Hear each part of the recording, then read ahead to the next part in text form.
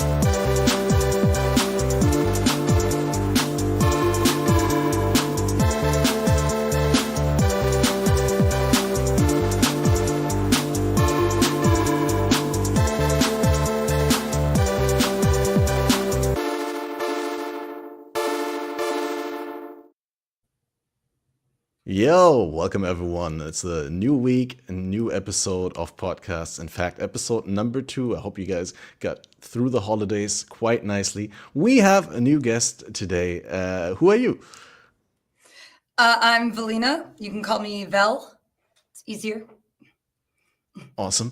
That's great. But why? Let me directly get into that. What is that? Where did the name come from? Is that like a gamer tag, or is that specifically for your streaming activities? I got this name at the name random generator in Vanilla World of Warcraft. Really? Don't mind the voice. When I stream for 10 hours, I lose the voice as I go. It starts out normal, and then by the end of it, it's like it's done. Oh shit. Yep. Yeah. So, yeah. Sorry to hear. Maybe you catch some voice second winds during the podcast.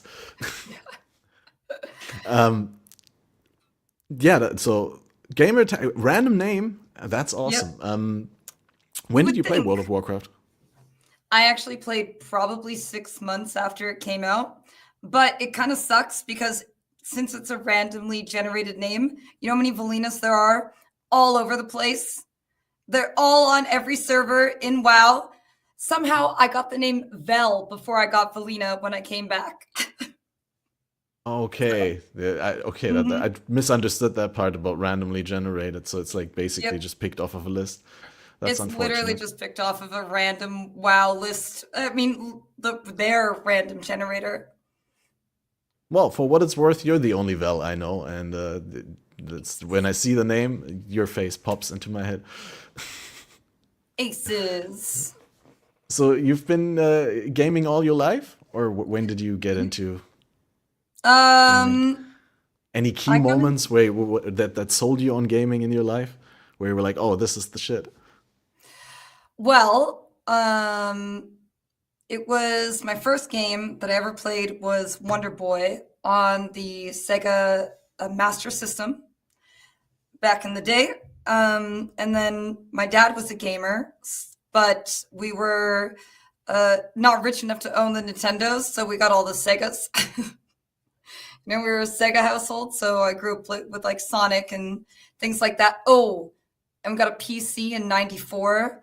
So I got to play like Lode Runner and the original Warcraft and Doom and Dune and Duke Nukem, all that good stuff. Oh yeah, Duke Nukem I also played at a way too young age. That shit was so scary. Yeah. Those what were they called? Those flying brains with the tentacles, octobrains or something like that. That shit freaked me out. It was good times. Oh my God. I imagine that would have been some insane nightmare fuel if it wasn't so like flat, right? Like they were just 2D sprites, all the enemies. So they would change like only in degrees when you like rotate around the monster.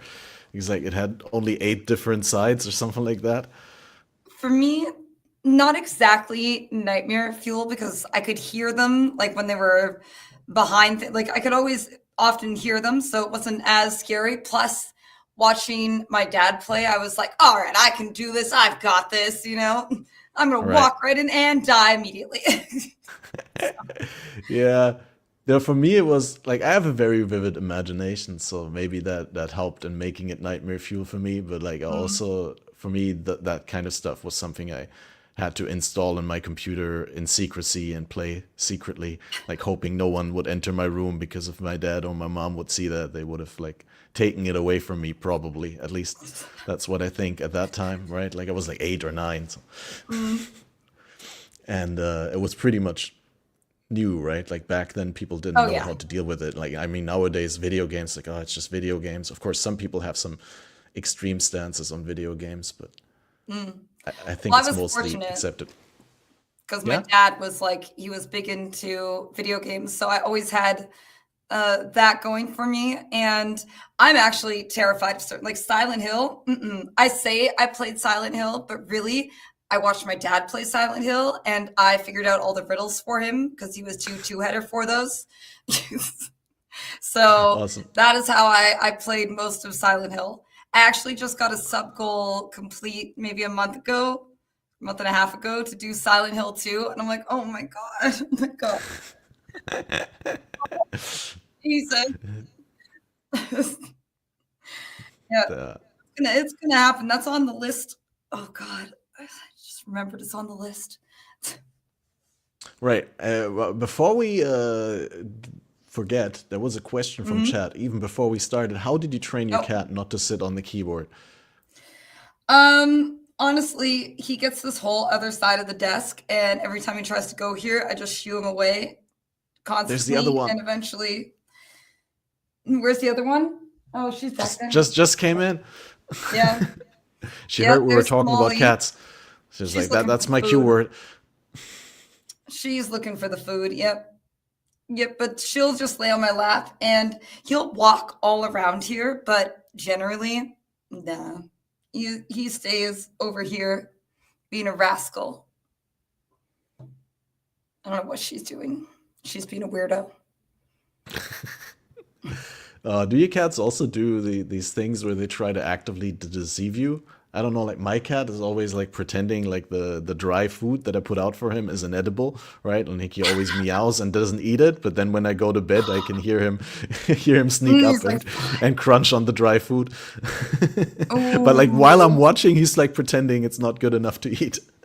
absolutely not. No, well, he does. This one will claw his little claws in the carpet, and when you're like, hey, he starts doing this roll like, no, I was never, no. And I'm like, I'm literally watching you. Like and he always does this little roll directly, and you immediately are like, that's too cute. Okay, you're no longer in trouble.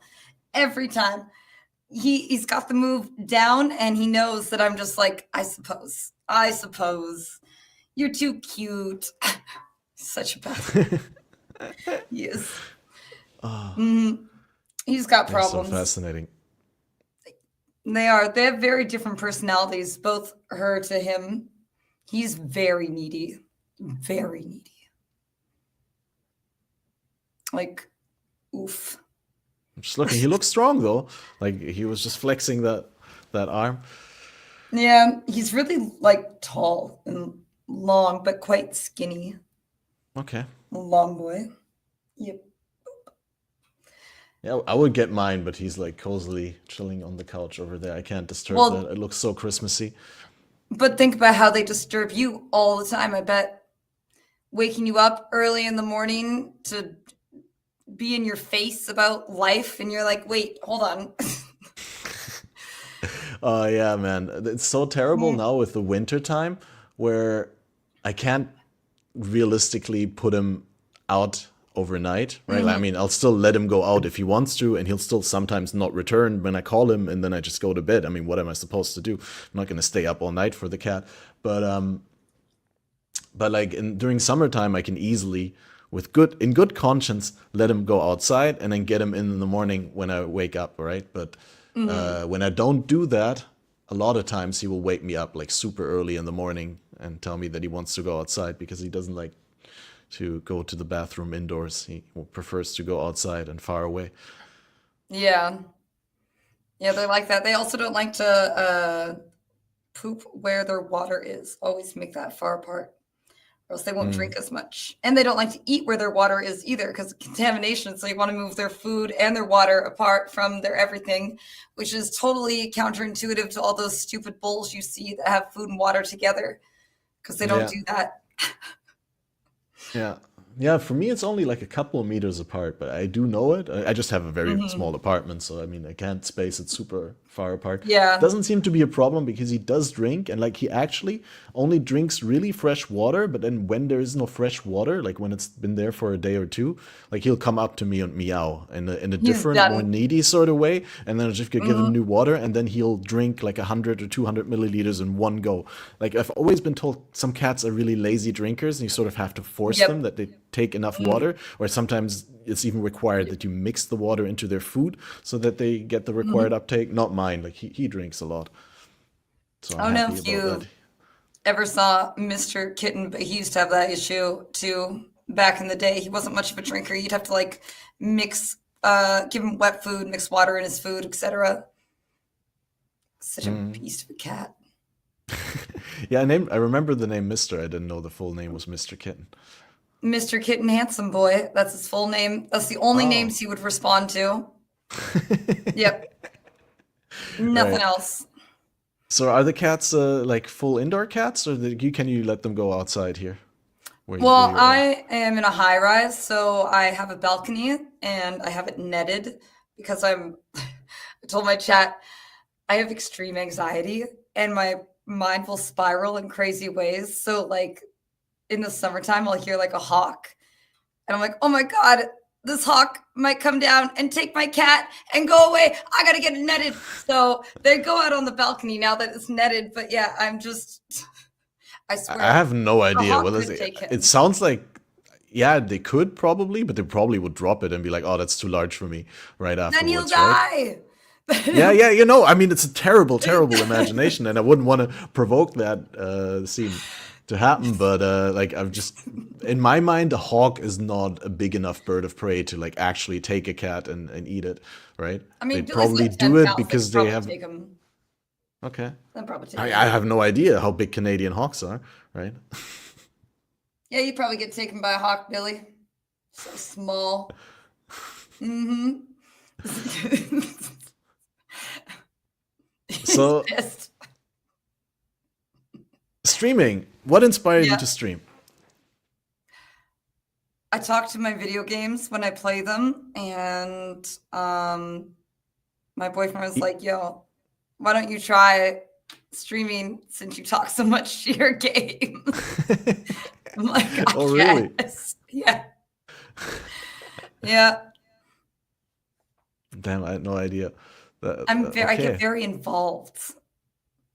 So like, but you're obviously you're putting more energy into that and like focusing on that when you stream, or is it like almost the same? If you like beforehand, before you did stream, were the full blown conversation with your game that you're having, Oh like yeah. because you're a very chatty streamer.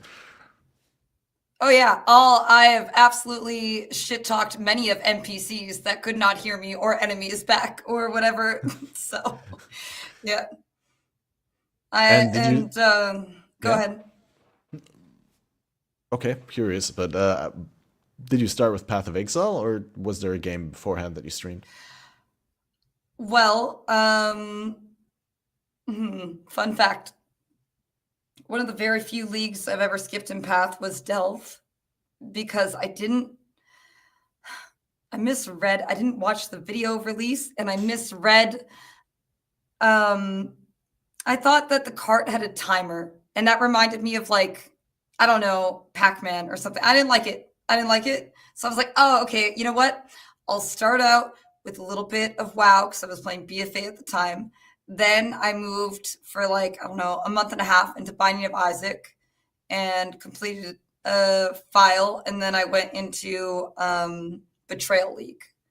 And that's kind of how it started. So it was, I don't know, let's just say like 2 weeks of WoW and then a bunch of Isaac at first. And Okay, then Betrayal. But I've been playing Path, like I'm over 12 years into this game now. crazy. So a Yeah. fellow PoE maniac. I Yeah. like it. What was your first league then? Also Bloodlines Torment-ish, or even before that? Before that, I was playing when there was only 2 acts and 4 difficulties. Shit. You're a Yep. more seasoned veteran than I am. Mm.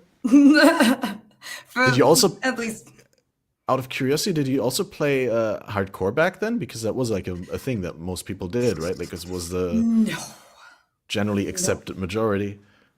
no, and I'll tell you why. First, we didn't have lockstep.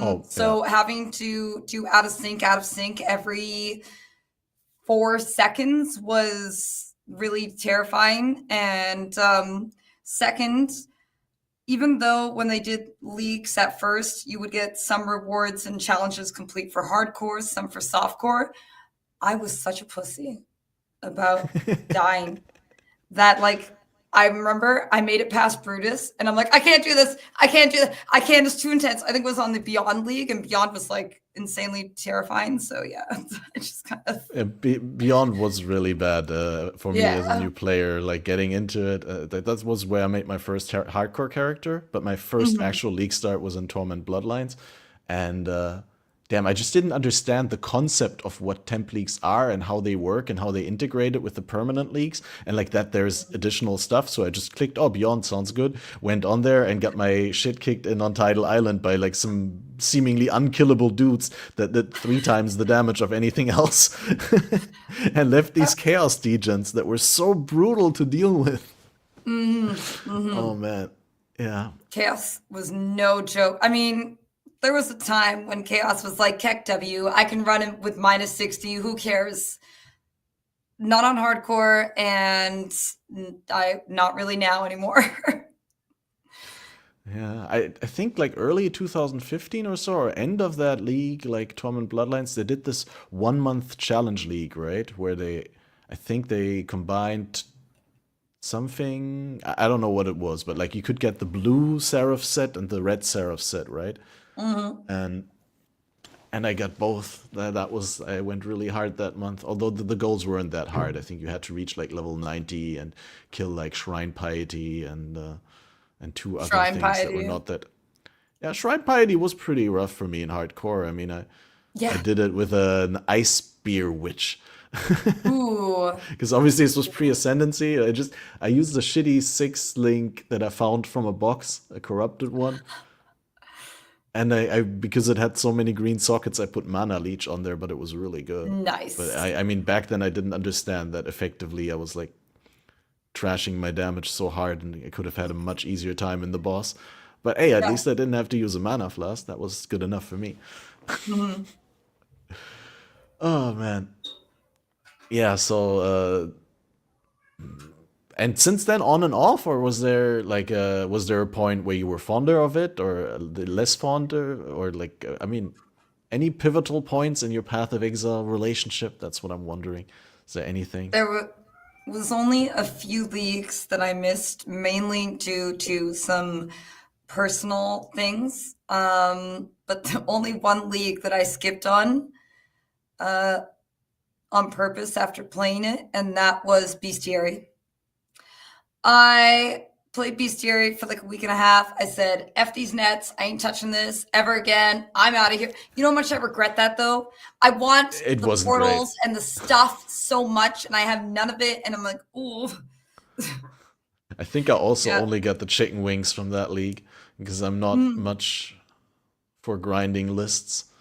But I did play a yeah. long time until they completely overbuffed the loot from the red and yellow beasts, right? And you got every time you killed one, you got a pile of yellow items that was so big that like the top would be outside of the screen, the top and the bottom of the pile. Like they would not fit on the screen, and you have to pick Mm, up so much. It the good was old affliction meta. I mean, affliction just existing would do that. You didn't even have to try. yeah. Oh, And I know. I didn't even get to experience that because I hated netting so much and accidentally killing the guy and not, I hated it. Hated it. So that was the one league that I purposely said I ain't doing this and also regret because I didn't get the stuff. right. There's like two more aspects that I wanted to cover from my list of some sort of personal, professional Mhm. questions, and that is what career or what like main activity did you do before you considered like doing streaming as your main gig? Is was there any? Do you have I used to any work at a professional bank. background that you care to bring up that maybe coined you in a way that gives you a unique perspective on Path of Exile as well in a bank? So Yep. that's where you play No, softcore trade. that's damn straight. Except not exactly, because my bank job was ruthless. I used to deal with like lines of credits and mortgages and overdrafts, credit cards, things like that. And yeah, I dealt with people's lending, not necessarily on pure profit margins. I wish though, because that would be really good. But no, I worked at a bank for a while, and then I have multiple chronic illness, and I got really sick, so I couldn't go to work full time. And then eventually, I was convinced to try to do this. Right. Mhm. Multiple chronic illnesses. I Yeah. remember you told me about you have like a chronic pain condition. Would Yes. you explain it a little bit more because I think it's interesting Mhm. for listeners to hear about and maybe provides some perspectives that they So appreciate. I am completely bald. Um, I have very severe endometriosis, which is like a scar tissue that actually, in my case, it's endomyosis. It's mainly something that women get. It's scar tissue that forms on your uterus and your bowels, which it makes it endomyosis, and it's insanely painful. 10% of women in the world have this. Some women have it very severely and they feel only pain during their periods.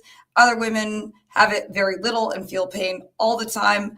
I'm unfortunately somebody who has it in a very severe, it's called stage 4 case, to the point where like I'm in pain all the time.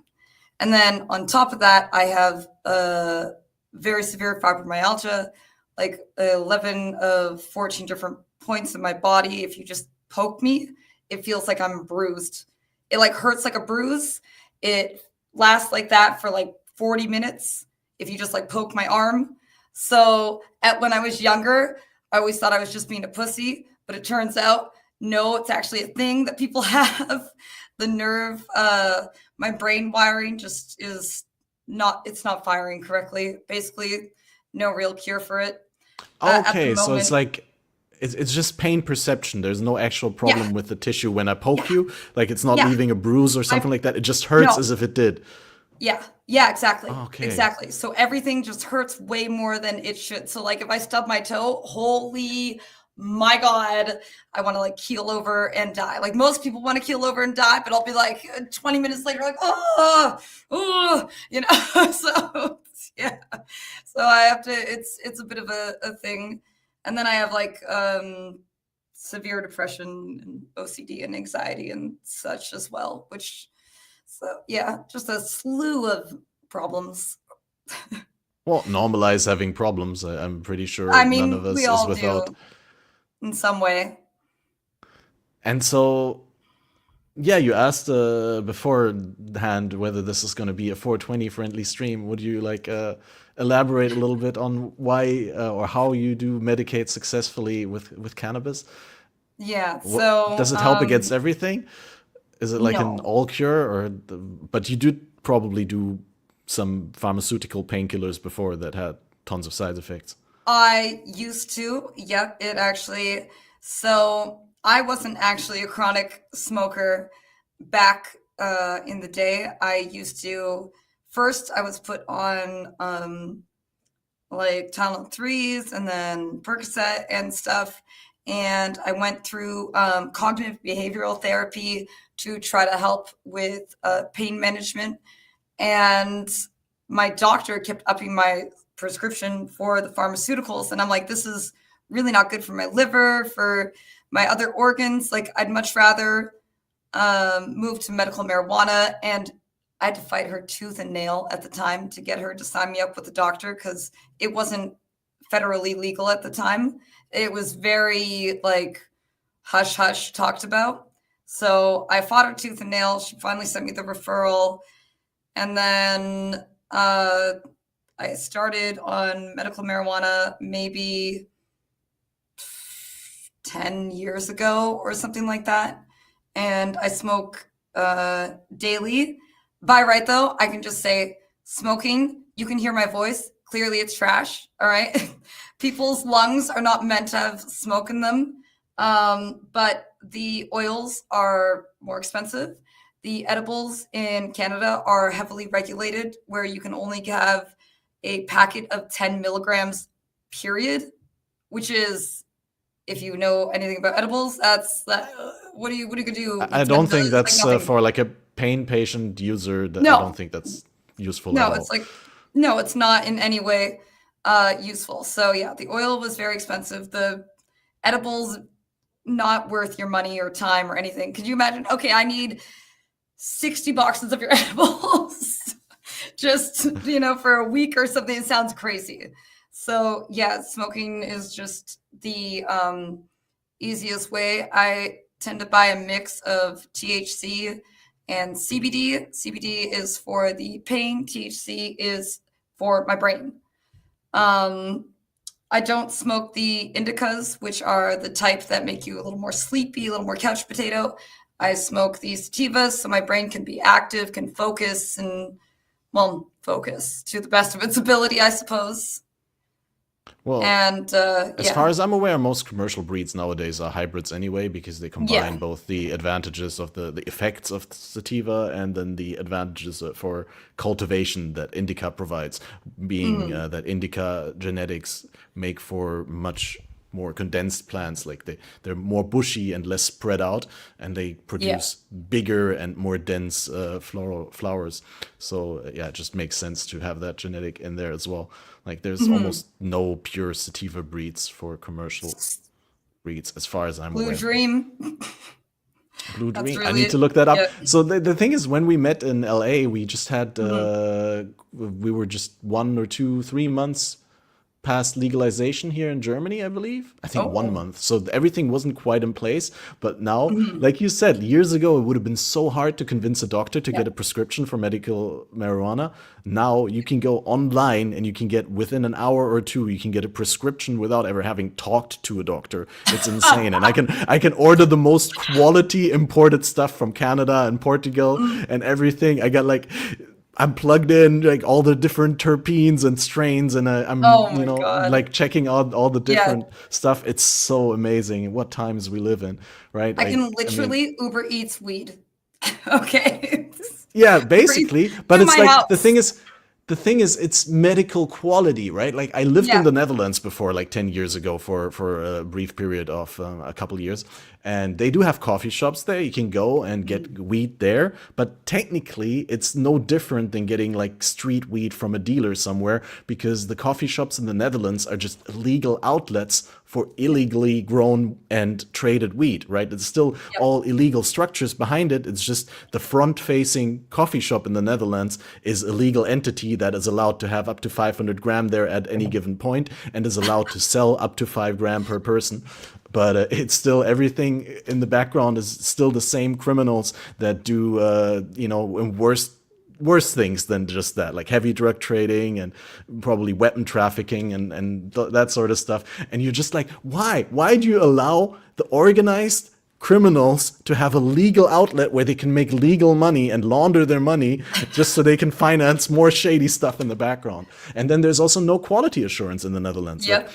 I do love the culture that they have, and there's obviously they contributed a lot to cannabis culture, but it's just so backwards in some aspects. So I really like getting this stuff delivered, and it's medical grade, meaning there's no contamination with any like bacteria or fungi or any sort of stuff that could just be in there, some sand from harvesting, or I don't know, like unclean treatment. That's just really good stuff. I'm so happy. I hope that with the next legislation period doesn't go away, when inevitably the party system swings the other way and we get like more Mhm. conservative and more idiot parties in the Nah, they'll see government the again. money. they'll see the money for sure. Once they I see that, hope. that tax dollar coming in, they're going to be like, "Oh, we can't lose this. This is too good." I hope, man. That will Mhm. be, yeah. LA, yeah. Maybe we should quickly talk about that. How Yeah. was that for you as an experience? It was so short. Did you? So for those of you in the audience who don't know, like Vel and I, among some other Path of Exile streamers, have been invited to Los Angeles for like a gameplay demo of Path of Exile 2, like an early gameplay demo in June, and we were supposed to, or we did test the co-op couch co-op feature in the console version. Very early, of course. Nothing was set in stone. The game still had 5 blasts at that point, so we Yeah. didn't really have much of an advantage. But of course, we were able to bring some footage home and tell people what we think of the early version. And what I wanted to ask is, were you also just there for like 48 hours? I don't remember, or were you there a couple days early, like Balor? Because Balor booked like his own flight, and he was like there for Oh the my entire God. week, I think. So he was really chill. And next time, I hope I do that as well. Oh man. No. I came in like the day before and then I left like the day after. And oh my God, I was so sick both days. It was terrible.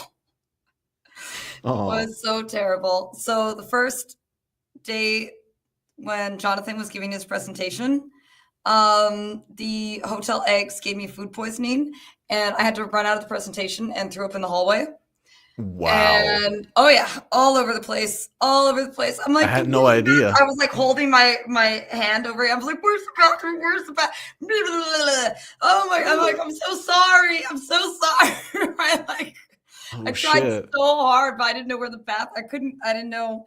And then I'm so the lucky that next, it missed me. I also had the yeah, eggs. no, it was like, I swear to God, it was the potato hash egg thing. I was so sick. I was so sick. And then that night, we were vibing, eating, drinking. I went to bed before taking my medication. If I don't take my medication within like 4 hours of taking it, oh, do I feel sick? So it was like 8 hours. I didn't even think I'd be able to make it to the airport. I was so sick. I'm like, I'm shaking. I'm hot, cold. I'm dying. I'm like, I think I might miss my flight. How am I even gonna hold my? Oh my God, I was never again. Now I have timers set all over the place. Like, take this med right now. Oh, that sounds awful. But Oh at my least you God, it didn't was a have that mess. much of a flight. At least it was. Oh, how Nope. long is the flight? 3 hours? 4? No, the flight was first. My flight was supposed to be at 2:30 in the afternoon. Got delayed till 7 p.m. We Oh my didn't get god. in until 2 a.m. my local time, and then the airport to get through customs was closed until 6 in the morning. Yes, who closes customs from Canada to the U.S. from 2 a.m. to 6 in the morning? What kind of place is this? Wait, so you had to wait 4 hours there? Yeah. We all had to wait. We were very pissed off, Canadians. We were very upset. Mm-hmm. Man, and the airline or like the airport was it? I mean, I don't even know what to say. Like if that happened to me in Germany, I would definitely write like a letter of complaint or something like that. I added them on Twitter. No response, as I expected entirely. I was like, Uh, bullshit. I didn't write it like that, but I felt it. I was like waiting around. Why don't you have people working to do customs, like for what is considered international? Like you should know a flight from LA to Toronto would come in. Like, why don't you have people for wasn't that? it even like in the weekend when we flew back? I swear, what? I don't remember the weekdays exactly anymore, but I I think don't it know. was like Thursday, Friday, Yeah, Saturday, or something like Saturday. that. Yep, yep. So I came home Saturday night, Sunday morning. Yeah, so why would they not have the customs I don't know. staffed between Saturday and Sunday I don't know. in I like was not very happy. prime Nobody time? was though. Well, yeah, I'm sorry to hear that once again. out of the experience, was there anything standing out? Like, was there anything? Did you expect any streamers to be taller or shorter than they are? I think that's always fun when you see people in real life for the first time, and you have like different people have different angles for their cameras. Like some more from the top, some more from the bottom. I always thought Tarky Cat was way shorter than he actually is in real life. He's actually quite tall. I've never met him in person, but I heard he was quite tall, and I think I agree with you. I also think that he is, like, in my mind, I always thought he was a little shorter, but he's like, no, he's like really tall. I expected you to know that the Long Island iced tea had the most alcohol in it and therefore the best bang for your buck. That's what I expected. I had a strong suspicion for that. Wait, did I know that? Was that an expectation that was fulfilled, or was that an expectation? Eventually, you looked over the whole list and you went for it. You went. I just needed to know all my options.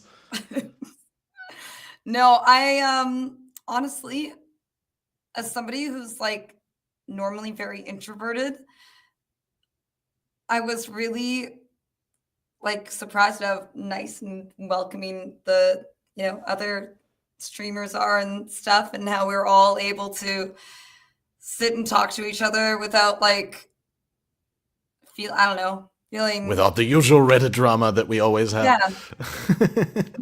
Reddit drama? No. Path of Exile drama community. No, I also have to say that it was extremely chill. It's like always, there's so many people that you see for the first time in your life, like in real life, right? But because of this online community that's been going on for years, there's like no anxiety or whatever. You feel like you know everyone already and everyone's on the same terms, even though there's so many new aspects to learn about people when you see them for the first time in life, because obviously people are, well, there are more than just the subset of their personality that they expose on the public stream, right? I'm not saying people are faking it, but you're certainly like extrapolating yourself a little bit, and you're underrepresenting some aspects of your personality and overrepresenting others when you do this online thing. And then when you see people live, it's always surprising how genuine the experience is, but it's also interesting to see how it's a little bit different from the stream persona. Oh yeah.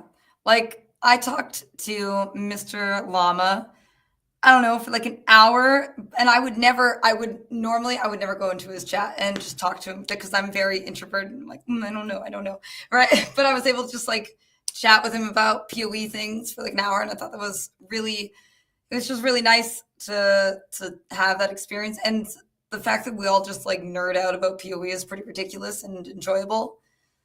Definitely big fun. Yeah, that was super cool. Also, like for me, what stood out was Havoc coming to the dinner table on the first evening where we hung out, right? Mm-hmm. And teasing his video, his experiment of how fast can you go, like super min-maxed twinked gear in the Path of Exile campaign, and had people guess, right? And this was before he put out his video that he did in collaboration with MP and his crafting team and all that, and they did like super insane min-maxed leveling run. That was crazy. Oh yeah.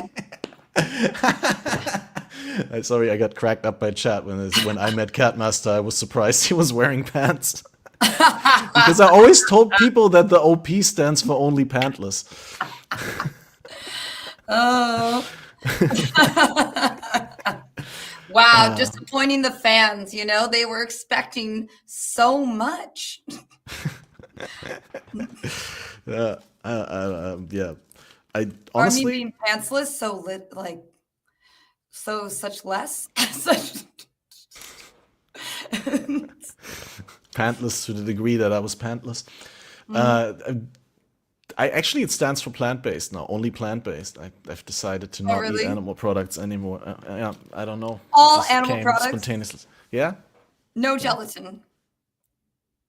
Yeah, which is weird because I distributed the German candy, that gelatin stuff at the gaming meetup, right? I had the Haribo with me, which obviously now I can't buy that anymore and can support that because it is an animal product technically. Wow. Wait, no, why are you asking gelatin specifically? Because people never think that gelatin is animal product. So, Yeah. like, I mean, there's plant-based alternatives agar, like agar. exactly. That's a little bit harder to work with, I think, than gelatin personally, because I think Mm, it what's the word? It coagulates faster when it cools down. I feel like gelatin is a little more bit forgiving. yeah, exactly. That's the word I was looking for. Yeah. Uh, y- but yeah, no, I just thought about it. It's been like boiling under the surface for a couple years now, and I've just been like putting it off and neglecting it and playing it down and being like, oh yeah, but it's normal, and it's very hard to do something that you think is right when everyone else is ignoring it around you and like kind of treating you as if you're the crazy one, right? Hmm. But the more I think about it and the deeper I dig into the whole of like milk industry, egg industry, meat industry, and all that, it's just like I don't want to be a part of this. I don't want to support that, right? And then the more I think about it, like what is sustainable and what is responsible, like animal products, the more I like Goat milk. the more extreme I go with the thought experiment to the point where I have my own chickens in my own yard is like, but Yeah. then would I be killing them? Do I like No, you'd be would I harvesting need their to eggs. like yeah, but like do I even want to bother for that? Like there's so many other things that I can eat that are fine to eat. I But don't know. goats, if they have birth once, that you can milk them forever. So it's not that same sad cycle that cow milk Not is. same exploitation, right? Yeah, exactly. And then you can use them to mow your lawn, and they're chill with it because they love grass. So win. Maybe I'll swing back on that. It's been just two or Maybe the 3 months goats. now, so right. Maybe Maybe just goat. eventually, yeah. What Maybe about I'll just honey? be like some eccentric eremit on a mountain and herding my goats. What about what? Honey. Honey? Oh, I've never been a big fan of honey. It's like just a Really? downgrade to my barbecue sauces, but other than that, it's fine. Whoa! Whoa! That's fighting words for barbecue lovers. Not me in particular, but for barbecue lovers. Whoa, Well, I dude. mean, my barbecue is kind of downgraded anyway if I don't eat pork and if I don't eat Yeah, what are you steaks eating? and whatever. Tofu barbecue? They have some really decent yeah, tofu soy meat alternatives. I recently had like some vegan spare ribs from the freezer. Obviously, it's not the same. What I'd like to do once, but I'm not that much in need of a meat replacement at the moment. I just enjoy like beans and lentils and all that good stuff Mm. and fruit. But eventually, I probably will like construct my own Christmas turkey or duck, right?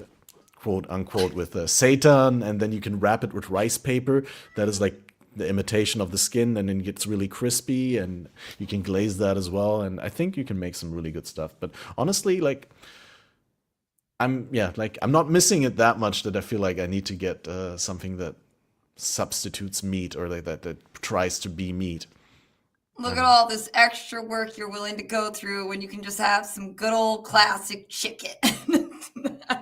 yeah, yeah, no, there's just many reasons, right? Like not just that the industry doesn't work, but I also think in the long term, like it's a waste of energy and water and like Mm, resources that we will soon run into shortnesses of and on this planet, and it's just not going to be sustainable for 10 billion people to eat as much meat and animal products as some of the Western country citizens are doing nowadays. So, as but I yeah, feel like as long as you're not eating meat every single day, then it's probably okay. But if you are like a heavy, I eat meat for 2, 3 meals a day, all right, maybe you should just like calm down a little bit, lighten the load. But you got to remember, so first, I'm all for lab grown meat. I'd much rather that than, going for cow or whatever.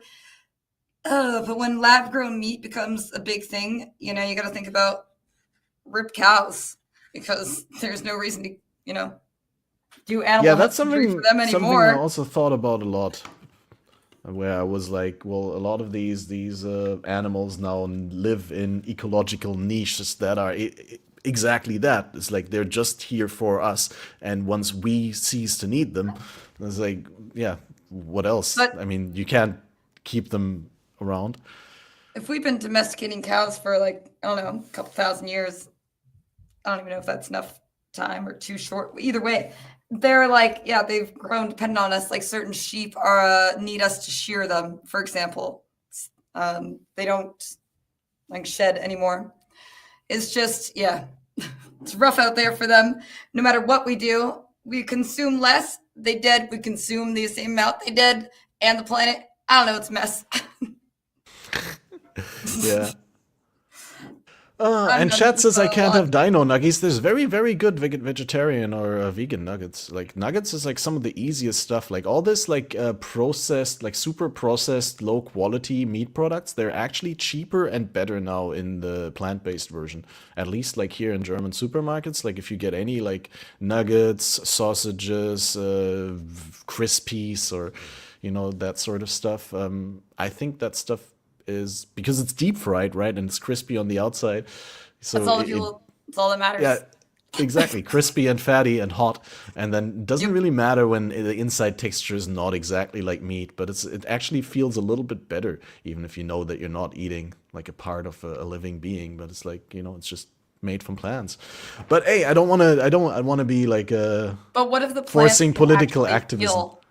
That's the question, right? What if they can, and we're just like, all right, you're my salad. Rip, rip. We don't know. Cutting an onion. Why do you think we're crying about it? They're like, please no. We're like, absolutely. Yeah, yeah. But then where do we stop? Like, do the monsters we slay in Path of Exile have feelings? They might. Is this Wreck-It Ralph?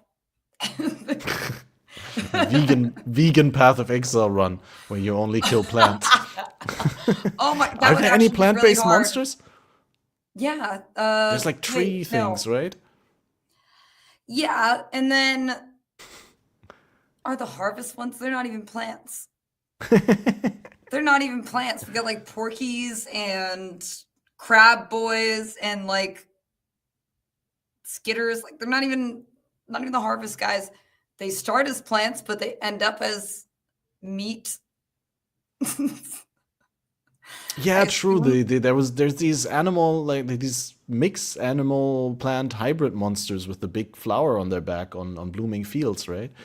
These Oh, those guys can go to hell. the map tile set can go to hell, dude. Like blooming fields, I can't tell where I can walk and where I can't walk. It's like so hard. Everything is like Yeah, a visual mess. it's I don't gorgeous, know. but at the same time, you can't even see the ground. Absolutely, it's so good visually. Yeah. Yeah, I'm like, wow, this is beautiful. Am I dying? Am I dying? It's like, It's what is almost like that? a theme for the entire game. Now that I think about it, without wanting to skip ahead too much, although it's probably time to go into our Yeah. early access Path of Exile 2 discussion. Is like it's almost symbolic for the entire early access. It's like so pretty and so polished and so smooth and everything, but there's some things just not right from a gameplay point of view yet. Yeah. Yeah. We can start right away with those little assholes that push you. Delirium, like every time you walk up to a mirror, they're like, hey, I'm gonna push you. You're like, I'm gonna roll early. Doesn't matter. I'm gonna run right into you regardless of where you rolled. Those delirium mirror guys, like all the little slivers, they always charge you and push you. It's so annoying. I I can't didn't even imagine like notice that, but doing I don't do reach. that much No, delirium. no, And delirium's with scary. reach, I don't know.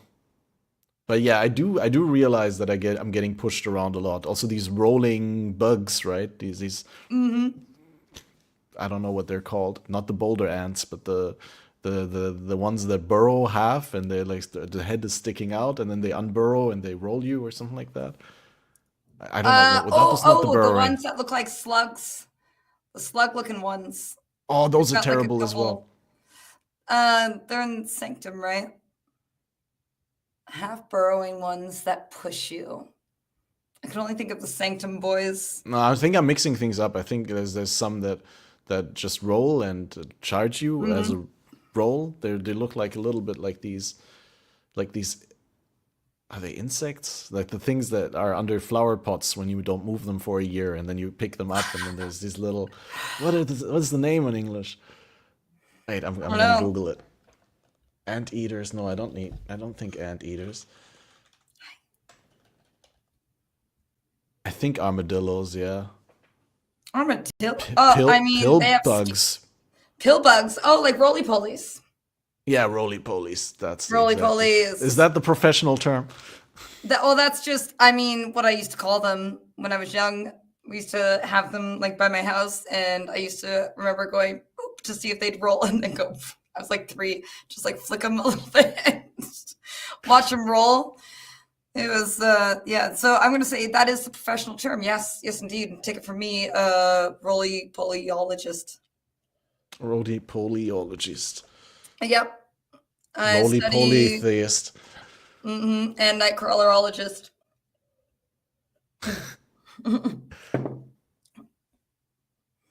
Well, what I would like to hear about quickly before we dissect the thing, if you don't mind, would be like contrasting the expectations formed in LA. You also were in LA for June for the console playtest. You just like me, you weren't at any other ones, right? No, I was That was there in March. oh, you were there also in March to play on PC, Yep. Yep. right? So I got to play Okay, the then WASD. yeah, that's something I didn't get to experience until I played at Gamescom in August. So what would you say was the biggest difference in the impression that you had from March versus June? Obviously, completely different environment to play on PC, WASD, probably also mercenary or like something WASD compatible versus the demo that we played for the couch co-op. We didn't even have Merc or Druid. I think Ranger we had, so technically, Yeah. but yeah, we didn't have WASD obviously on the controller. So what are the Yeah. outstanding differences between those game demos and the impressions that you collected for you?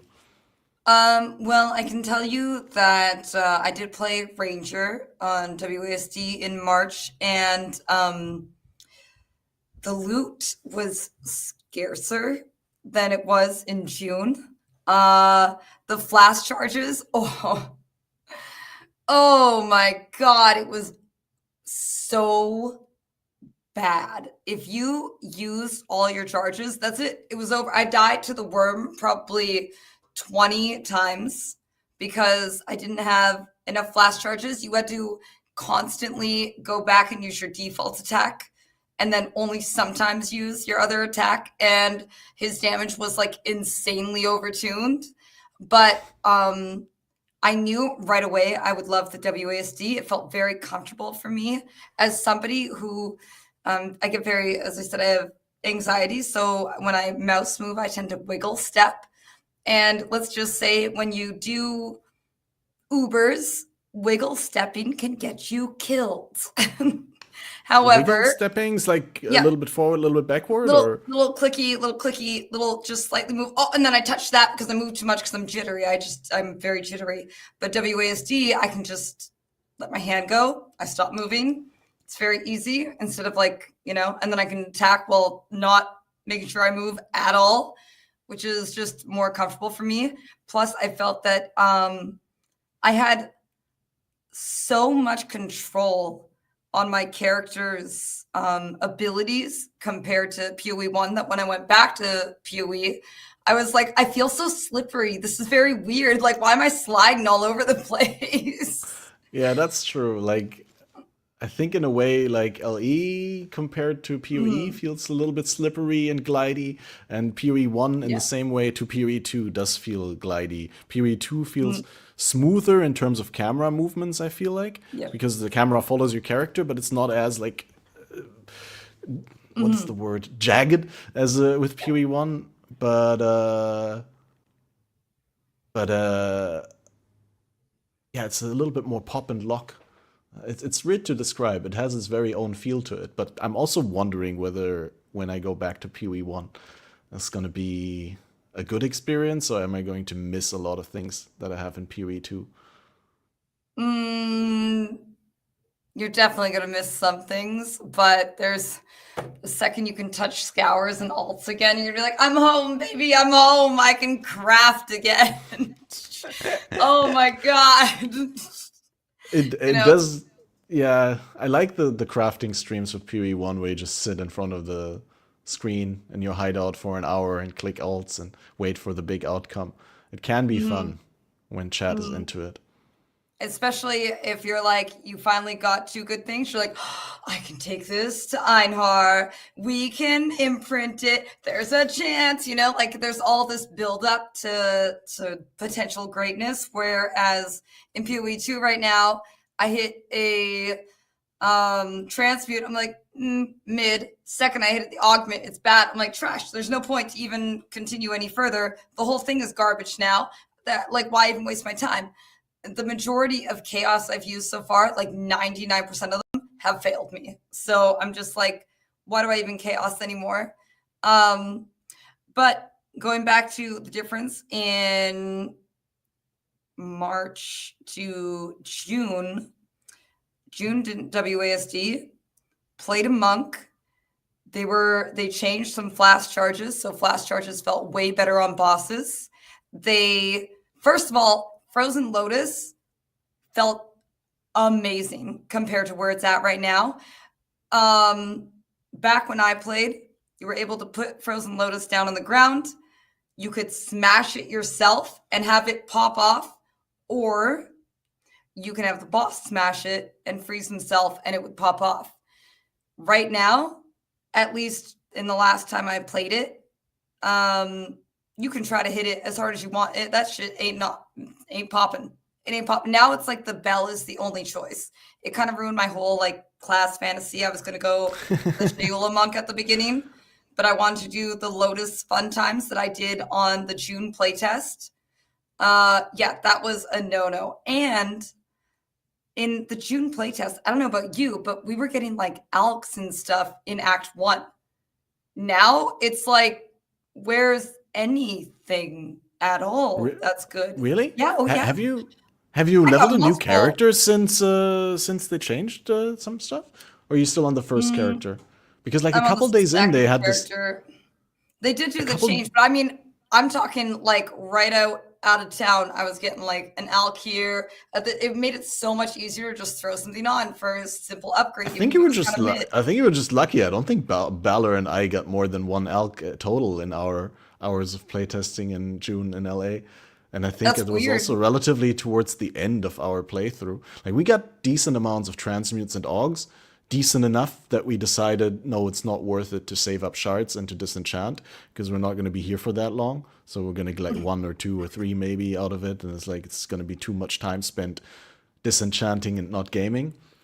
But no, that's I can't confirm. Like I also heard from a lot of people that in Act 1 they already got exalts. Like some people ended Act 1 with 3 exalts or something like that. I did get my first exalt on the first playthrough from Count Geonor, the end of Act 1 boss. So I was really starved because I really wanted to get one because I was so scared of that Act 1 boss fight because I died to it in my 45 minutes gameplay demo at Gamescom, right? When I was allowed to record footage. I even trained the day before, right? And like went to the free booth and I was like, okay, I'm going to play this mercenary. We're going to get good footage. So I felt well prepared. And then I just didn't get that boss down. It was so rough for me and couldn't get past it. Like, I heard from other people that there was another boss that you could have gotten to afterwards. And yeah, sad. Yeah.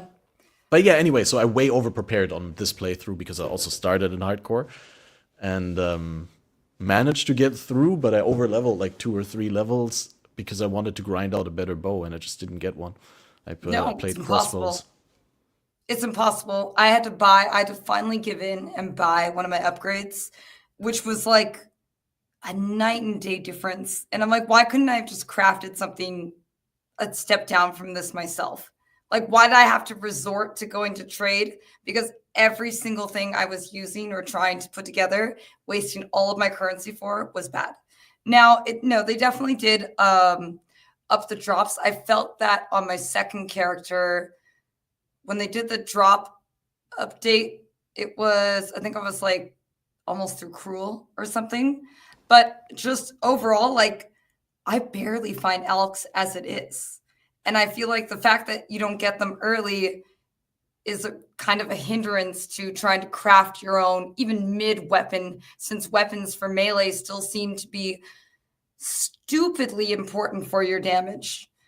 It's like, I was really hoping that they would make it so that melee skills leveled similarly to spell skills in the sense of the way that they scale, so that you But so even that you if they don't. did, they took away grinding gem levels from us, right? Like with spells That's in PoE1, yeah, you can grind out the yeah. zone, you get 3 levels higher on the gem, and it makes such a huge difference for the damage output for your clear.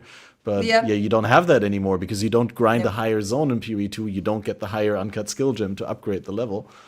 Exactly. So, uh, I just think it, like, that's just seemed like a good idea to me if they were to do something like that instead of relying so heavily on weapons, since weapons have always kind of held melee back, I would say, as being a really like legitimate, I must league start this every time and it's going to be smooth sailing, right? Um, there are changes in PoE1 to make whetstones put on quality quickly on low level aces. PoE2 though, having to pick up superiors to break down into whetstones, cringe, dude. I am not filling up my inventory full of superiors. At this point, none of my shit's just gonna have quality. It is what it is. Like, I can't be bothered to pick up a bunch of large, differently misshaped weapons and stuff so I can then break it down for pieces or fragments of little, like, I ain't doing it. I ain't doing it. That's like a level of micromanaging that I find tedious. You know, just give Yeah. me the raw drop of whetstone, especially if I'm in a higher level map. Like, why am I not finding more of these? Why am I still having to pick up superiors to get these? Doesn't make any sense. It's like, I don't Yeah, want this to still have value in late game, to be honest. I'm kind of at odds with like how they split up my vendor cycle into like 4 different things, right? Like you have the bench, like the reforge bench for the 3-for-1 recipe. You have the salvage bench for the quality recipe, and you got the disenchant and you got sell. So I have to have like 4 times as many like interactions if I want to engage with all of these different ways Yep. to deal with my loot, and it's just yeah, I don't know. It's Yeah. so annoying. But I was I do actually like, understand the benefit of it. Like for the newer player, it's more obvious that these things are possible. well, we need a way to get gold, especially if they want to keep gold in the game in Gamba. So I suppose, and at the same time, you don't want to always get gold, so you definitely need something for disenchanting. But at the same time, do I really need to break down socketed things and quality too? Because that's like, that's boop boop boop boop, and depending on where you're going, it's a lot. It's just a lot of extra steps. It takes my simple I'm back in my hideout, put things away, into like a whole other level of micromanagement that I really wasn't. I could sure put it in dump tab and leave it, but then that's for me to deal with later, right? Still have to deal with it at some point. Still have to touch it. Still have to deal with all that level of stuff, and I need it. So it's not like I can just ignore it. Like, Mm. I think I only have like 5 of those jeweler things. I have like none. I got like none. The I can't make any more the sockets. ones that add sockets to items. I'm gonna Yeah, have to buy them off the market. Ew. I actually don't know what they're worth. Are they I, expensive? I Hard to don't know. buy? It's just the fact that I have to buy them. I hate it. It's like, why? I did a dump tab with socketed items for a while, so I think I have more than 10 right now. But yeah, the thing is, why, and like I don't see how they're not changing that at some point down the road when like this early on we're already so annoyed with it, and it's, I mean, it's only gonna get worse because like you have to click every single item when you do the salvage bench. First you click the salvage bench, then you have to click the hammer, then you have to click every item in your inventory, which may not be like lined up properly, so you have to like Yeah. pay attention which one you click. And yeah, I don't know whether that's the right approach. I But then mean, at the we're in same very time, early days, right?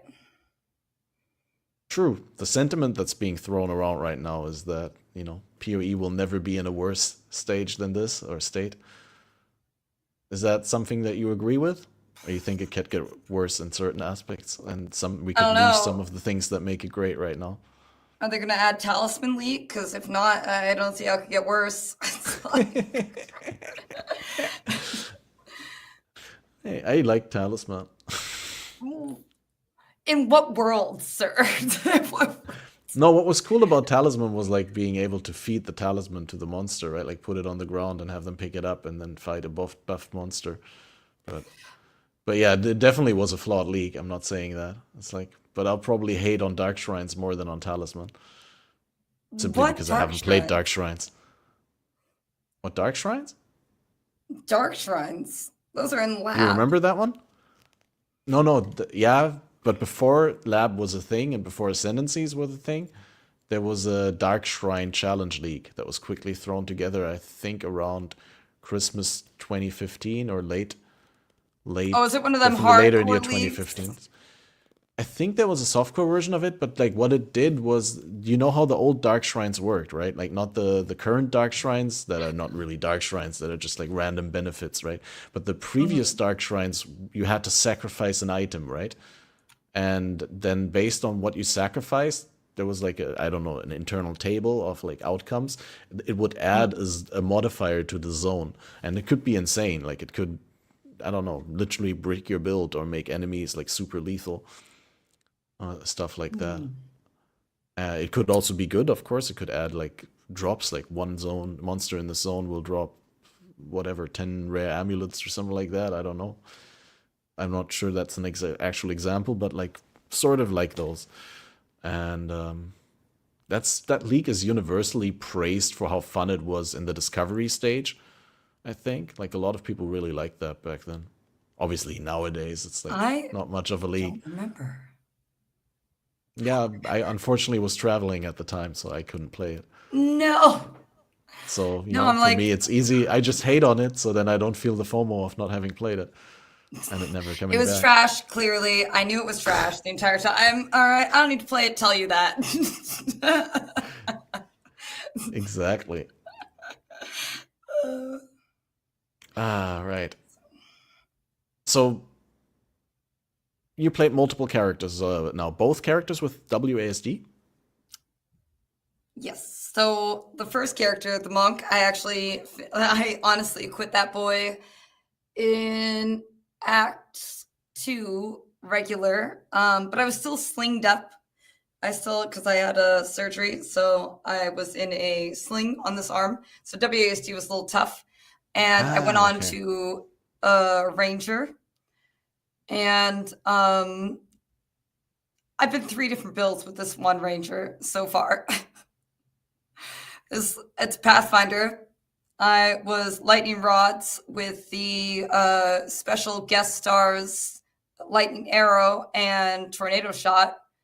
And then my latest 2 builds I'm pretty pleased with are I did fulminating concoction, which is the lightning one, and I'm now on shattering concoction, which is the ice one, which is holy hell throwing flashbang. So bright. Yeah, I watched a little bit of your stream the other day. It's But crazy. it looked really efficient. Like you just move Oh, from yeah. pack to pack and you poof, poof, poof, and Yep. everything dies. Yeah. Oh, fun fact though. You get your 6 link at level 90. You cannot link things yourself on any of the concoctions. You Right, cannot yeah. you cannot use Exactly. room cutters, even though it tells you that you get more exposure with quality.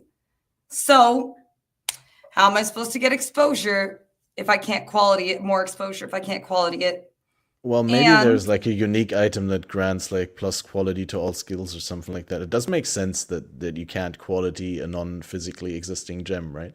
Like you can't add it's not a quality gem, to a it's a skill skill. that's not granted by a gem. And the same way you can also not add the sockets to the gem. But yeah, If you yeah, unspec please. it, all of your supports are gone. If you don't take them out, they're all gone. All the supports are donezo. And it's been really interesting to figure out, try to how to sustain flash charge on it, compared to like poison, which you can throw out a couple and then the poison will do the rest of the work, right? Or vice versa with bleed, etc. Explosive, you can do ignite and burn them that way. But these two in particular, you need to have constant uptime. So it was interesting to figure out. Oh, and very annoying, you cannot set it as a weapon set 1. You have no choice on if you want weapons. So if you want to say, let's use a skill that has to use a quarterstaff, it won't switch you back to your other weapon when you hit Coction. Oh, okay. That needs to be implemented. Oh yeah. So wait, it doesn't switch back, and so it doesn't throw at all because you can only use it unarmed? No, it will throw. It will throw. You actually, right now I'm using Widow Hail and gaining bonus off my quiver. Quiver is basically your stat stick. You still just throw until you're out of charges. Oh, by the way, if you're out of charges, you stop throwing. Okay, period. No more damage. Charges are gone, damage is done. That's how it works. So yeah, it was a little tricky to figure out there. And so I'm using a Widow Hail, and I wanted to use like Shattering Palm to like zoom in and punch a guy. But I couldn't ever return back to Widow Hail, and all of a sudden, like, my damage is shit. Why? Because it doesn't move me back to Widow Hail if I click it. So I have to like manually go back really fast to my first weapon set. Oh, it's very oof. Damn. Oh yeah, that's true. What somebody in your chat said, you don't get your supports back when you reinvest in it. It's just gone. They're just gone. Wait, what do you mean you don't get your supports back? Yeah, if you, let's say, unspec at a fulminating Coction with all your supports in. Oh, it eats your support gems. Yeah, and then, yeah, they're gone. Even if you spec back into it? Yeah. Wow. Yeah, so it's, it's been a fun skill to work with. Well, I mean, that's obviously work in progress. That's coming soon, TM. Do you think, just as a quick side question, level 90 is appropriate for the 5th support gem socket? Or is it too late, too early? No, I think it's way too late, especially considering you get your 5th support on like level 67. Why would you give me a 5 link at 67 and not a 6 link till 90? That's very far away, like maybe 85, right? Okay, if the 5 link was at 75, would it be fine? I mean, okay. I mean, yeah, it's harder to get to 75 in this game than it is in PoE1 for sure. Yeah, it is. Yeah, it is for sure. No, that would suck.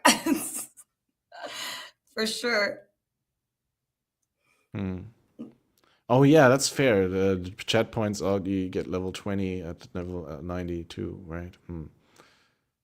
What's the minimum level requirement for a level 20 gem? Is 90 or what? I don't know. Is that I haven't even gotten a 20 gem yet. They only tease me with 19s the entire. Here's a 19. No 20s. Yeah, I'm not in that content yet, right? Because you need to have the irradiated tablet from a tower for +1. You need to corrupt the map to get +1, and I've been in Sanctum prison, just getting everybody their unlocks. I can carry like 2 people at the end of all my Sanctum runs, pretty much, to the last boss. That's crazy. How do you get that damage, dude? I struggled so hard doing that boss. I'm a Giga Chad amongst other Pathfinders. Seemingly, right? How do you like the boss without, I don't know, do we call spoilers? Is it like, I mean, some people did that boss like 2 weeks ago, probably. They did, yeah. It was a while ago. Is it spoilers right now? People, careful if you care about spoilers about Lab Floor 4 in Path of Exile 2. We're going to talk about the boss now. Did you like the boss? I think that I actually liked his mechanics overall. I thought they were like really fun. And again, I'm a Binding of Isaac, like, I'm going to toot my own horn here and just say I'm a Binding of Isaac aficionado. Okay. So for me, Sanctum is like no hitting, Sanctum, bullet hell, dodging, etc. Very fun for me. I'm versed in this type of gameplay. But this motherfucker, he just has too much HP, dude. He's got too much. He has 10 million without anybody else. He has more HP than like all his boys combined going up there. You know, his four homies, like, I'm counting the twins as their own individual homie. His four homies before then, all those bosses. No, it's crazy. It's absolutely crazy how much health he has. But overall, like, I think the fight's really fun. I think it's pretty intuitive for the most part. I found a nice little safety spot. I use him actually as a great way to test what my damage changes are like. Since I'm not a mathologist, I can't look at the numbers and just be like, yeah, that percent will up this percent. I need POB, right? I need POB for this. So I'm a very feels-based player. And I'm like, I know the conditions that I already had on this boss the last time. So what if I change this, go in with the same conditions, fight him again, see if the damage is better? And that I use him just as a tester for all of my damage. As your DPS dummy. Exactly. He's my target dummy. Because I know exactly what he should have. I know exactly what kind of like boons I had or afflictions. So, and I know what conditions were set at. And so you're guaranteed to beat it, like, no matter what, or there's still like some brick conditions for your runs, like if you get like too much life, action speed, or The only thing is if I get no evasion, that's it. yeah, that's a bitch. Because I'm an evasion character right now, it'd be a real problem. But all the other stuff, I can no evasion, and I think that's like the worst one, really. I don't think at this point, I'm pretty much every Sanctum, I get every single boon. At this point, like almost 95% of my runs, I get like all the boons. Is there like a relic bonus to how many boons you get, or is it just... No, I have merchants have 2 additional options times 2 plus All right, so you get like a lot of boons that way from the merchant. The second, those having 4 additional options means she's more likely to have reduced prices, which means I can start buying like madness to the point where if I get a Balbala at the last floor, right before the last boss, I can often get do not take damage until you complete the next floor. Or the next thing, I had that for my run yesterday, and that's when I actually beat it. I remember like I raided you the other day, and you told me that you could carry me, and I was like, I want to do it myself. And now I got it with that, but I feel like it's such a cheat, dude. Like such a hack. I mean, I improved really well over the course of yesterday, over like 2 or 3 runs. Yeah, but I did get him down in my best attempt. I think I got him down to like 25% before I ran out of honor. And I was like really holding myself well, and it was so much better than the day before. I feel like, I don't know whether that's the same for you or other people, but for me personally, sleep is such a huge factor. Like when I practice in the evening, it like always will take a night of sleep to internalize what I've learned better, right? And then when I come back the next day, everything goes so much better with like how I'm able to process the input-output information and like do the learned reactions. The patterns, right? Yeah. I definitely get lazier as the night goes on. Like if I'm in Sanctum and it's hour 8, I'm like, I hit that, I hit this, who cares? Yeah. Well, sometimes it's a slippery slope. Like sometimes I start a run and I don't take damage for the entire first 2 floors or so, and I'm like, oh man, this is the no-hit run. I'm such a god, right? And then I think evasion is also a big factor in that, because I don't really truly believe that I'm so good at reading all the monster animations and telegraphs and shit. But or yeah, like sometimes what telegraphs, you know? I'm looking at you little scarabs that you can't even tell that they're doing a little charge thing, and all of a sudden they go boop and they hit you and you're like, excuse me, where were you? I just roll away. Just roll away. Don't let the fuckers come near to you. Well, I mean, probably for the best. Right. But like, so how many runs did you do in the Sanctum before you felt like you got it down? Because like there's a certain aspect of grinding out the relics to stack up the honor resist and everything, which is probably Um, necessary. I did honestly. What was it? Maybe I probably did like 4 or so runs where I failed him at the end, but I was still rods at the time. My damage was like not very good. My bow wasn't really good, and it was just like, yeah, oh man, rods damage. There was so much more micromanagement. You got throw down rods. Now you got to put up your tornado shot. Now you got to hit this, and I'm like, I just have no uptime because he keeps teleporting everywhere. Right? He does a lot of. That's one thing they could really fix is if you're like a slow Titan type class. I imagine it must be so annoying as you're going, ooh, and he's gone. Oh shit, like that must be really, really annoying. I bet for anybody who is a slower attacker, oof. In my case, I was using up a bunch of mana using rods and everything, but eventually I bought a better bow upgrade and like a better quiver, and I started getting him down pretty consistently after my 4th or so attempt, but I wasn't really willing to carry anybody until I was the concoction build because it just does way more damage, 9-day more damage, way less micromanagement, way more uptime, and it really didn't take like I'm pretty sure I was at 75 honor res without buying anything by the time I was doing like floor 3 Sanctum. So yeah, it should have been something like that. And then I've just Right. been in prison for 3 days carrying people through Sanctum and making a bunch of money, but also being sad that I'm still in there. Uh, oh man. So the reason I asked about like how many you had to do before you completed it, because I wanted to contrast it with Ultimatum. Did you do any ultimatums for ascendancies at all? I did my first ultimatum ascent.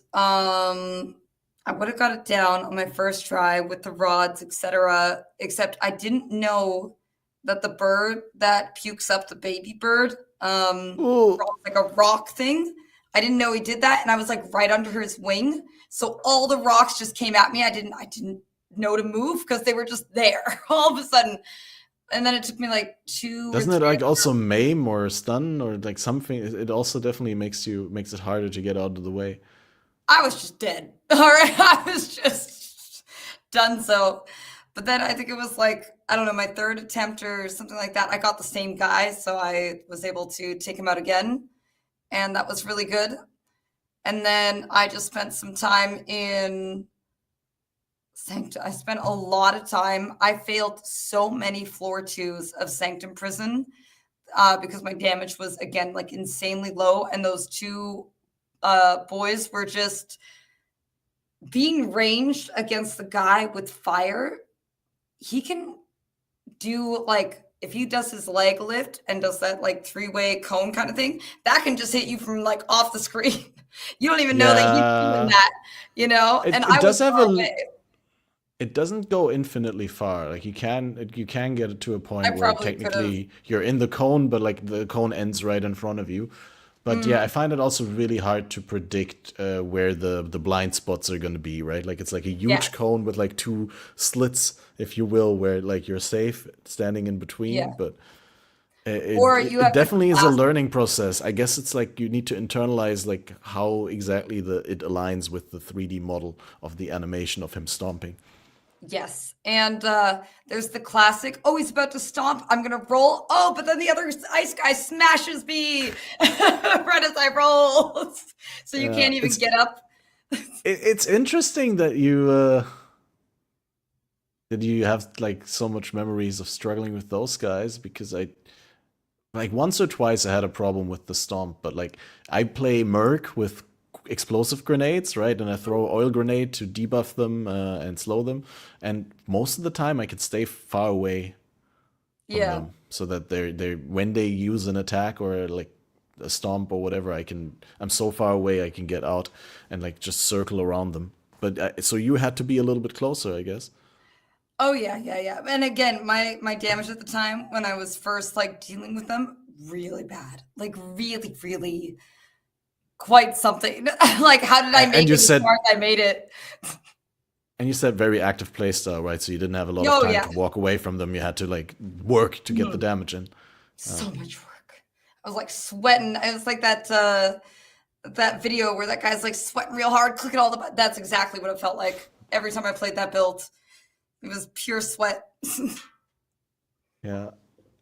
Yeah, no, and then my experience with Ultimatum was also very disappointing. I mean, I got through the 10 waves a couple of times, but my chat did on purpose not tell me beforehand, right? When I said, okay, let's try and do Ultimatum to get our fourth ascendancy, was before I beat the Sanctum. I was like, this is probably not that bad now that I got my character geared and I'm a little bit over level and shit. So I went in and my chat already said, hey, Catmaster rant incoming. And then when I finally got the 10 waves done, my chat hadn't told me that I'm just getting a fragment, and then that's just 1 out of 3 fragments that I need to do to access another fight, without which I won't get my ascendancy. And I was like, what? So I need a base amount of at least 3 of these ultimatum tokens, inscribed ultimatums, to even do that, to be able to. But it's then random because you need 3 different fragments, and you could do 6 runs and end up with none of the third fragment. Yeah. And it's so weird. Like, at least if you could at least like sacrifice fragments to exclude them from dropping. So if you put the 2 that you already have, you're guaranteed the third or something like that. That would be cool if the opening device had that. I just came up with that on the spot, right? Like, imagine. That But would be much nicer. That if it recognized that you had the 2 on you, so it would give you the other one. That would be. Although then people would exploit that, and they'd only grab the expensive piece, and well, it wouldn't be the expensive piece then anymore. No. I would have regulate the prices. Maybe not. I don't know what would be the way it works. But yeah. Yeah. But yeah, that's why I'm asking, is like, people saying Sanctum 4 is better, but you also need to do a couple of Sanctums before you can do the thing. But then you only need to do the setup with the Sanctum once, and then you get yourself into a state where you're pretty much guaranteed to beat every 4th floor of every Sanctum that you run. Then it's like 1 per token, whereas with the inscribed ultimatums, you're still gonna have to every single time farm all 3 fragments if you want to fight the last fight. And then imagine having to deal with that bitch tornado bird. Yeah, that bird that's what I wanted to say, is worse than the one that you just described, right? The one that throws up the baby, the misformed creature. That one's pretty bad, and it's like probably thematically worse. But the tornado bird is like, you better don't give him turbo. That's a beautiful bird. How dare you call it misformed? Wow. How could you? Yeah, no, that tornado bird is insane, dude. Like, if you're even remotely close to that tornado, oh, you're dead. Oh, you're dead. You had a good time? No, you're dead now. So you mentioned swapping around. Excuse me for switching the topic again, but there's something I wanted to say, like remark on, like 10 minutes ago already, because you talked about swapping your gems a lot and finding your sweet spot for which skill you want to use. And I was wondering, did it frustrate you that, unlike in PoE1, where you have like 1 6-link on your build and you can put in different gems if you want to try different abilities, with PoE2 the link is tied to the skill gem. So if you have like a level 60 6-link skill gem, but you want to try a different skill, then you have to link a new gem. Yeah. Is that? Yeah, I'm not. I think. Is it a double-edged sword, or is it like purely bad or purely good in your opinion? That's what I mean. Like, obviously there's some sort of benefit to it because it feels more special, but ultimately it's probably some sort of it's a different. I find it restrictive. Yeah, it's an obstruction to being creative and like trying out different things as a build maker. It much is, because you have to depend on your lesser jeweler orbs and things like that. That's why I was thinking, like, we are missing a level of depth. We're missing a level of depth in our crafting that we are accustomed to as Path of Exile 1 players. And we're missing, like, it doesn't feel good to not be able to de-level your gem and be able to keep it, like if they could put scours in the game, maybe that's all we need, right? Because then you can put a scour and a gem. No, you can't even put it in the window and get anything back. Oh my Yeah, no God. window recipes anymore. You can't No, but even if you put could it in just the like a window. lower level uncut skill gem, if you could just use like a level Maybe. 14 uncut on a level 16 gem, so to down level it, maybe you'd That need might a be pop good. up to confirm, right? But Yeah, I mean that would work or even just being able to scour, click on top of it to reduce it by 1 level would be okay. Although you'd probably have to put in the descriptor that's also delevels gems or something. or what people were suggesting in my chat, I think a couple of days ago, was like that it counts as like that it works similar to the skills granted by your ascendancy, that it only grants you the skill at the level that's appropriate for the level that you are, like that the requirement that you already fulfill. So you could socket a level 20 skill gem, but you're low level, so you only get like a level 4 ability out of it, but you can still equip the gem and use it as you go. That would probably be Might too not be a generous. bad I don't know. idea. It might be too generous, but also, I mean, it's better than what we have right now. Because right now, it's like, yeah, I wanted to try, for example, Shattering Palm. Well, I'm going to need to make this at least a 3-link now, and I'm going to have to do this, and I'm going to have to do this, and just to like test something. Doesn't exactly feel as, I don't know, fluid, I would say, as it's a little. There's barriers to entry in switching your skills and so on.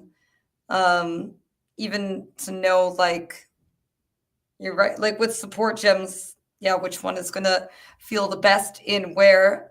Honestly, sometimes like I'm mid-fight, I'm like, let me just move this to here and try that there. Okay, let's see how that goes. I've literally done that on the last boss of Sanctum.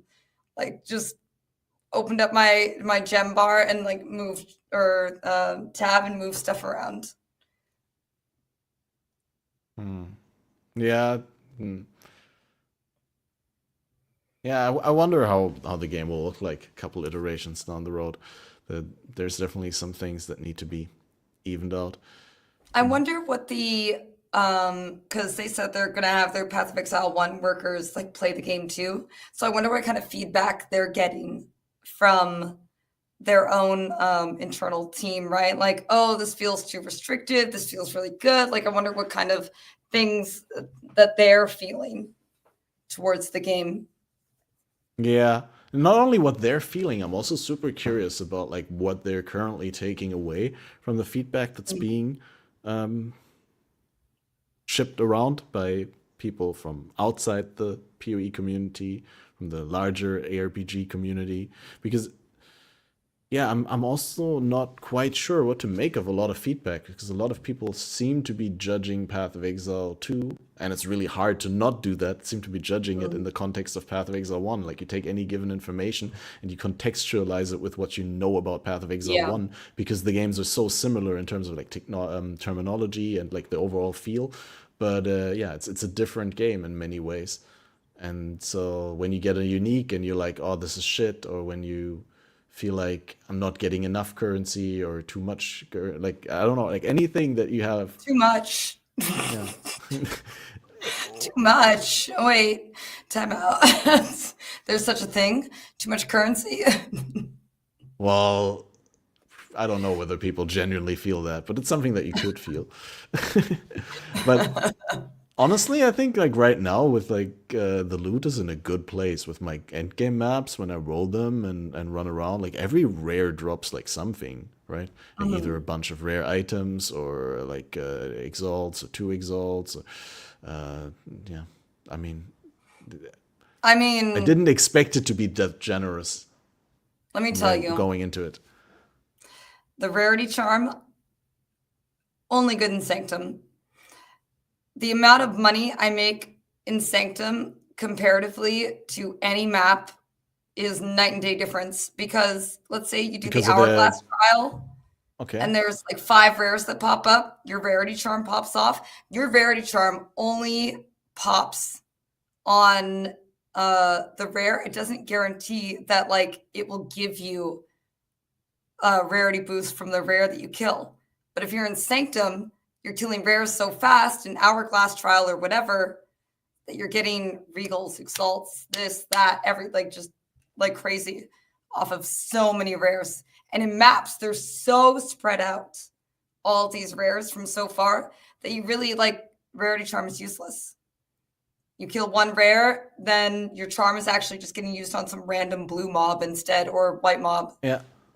Okay, so they're only for the next skill. I'm not sure I actually seen one. I mean, I didn't look into charms. Everything. Yeah, I'm rather let down by the whole charm system. I don't know whether I got a rarity charm. I need to check because I mean that would be a good use of the slot that I have, because I'm not feeling like I'm getting a whole lot of the out of the anti-freeze charm that I'm using. No?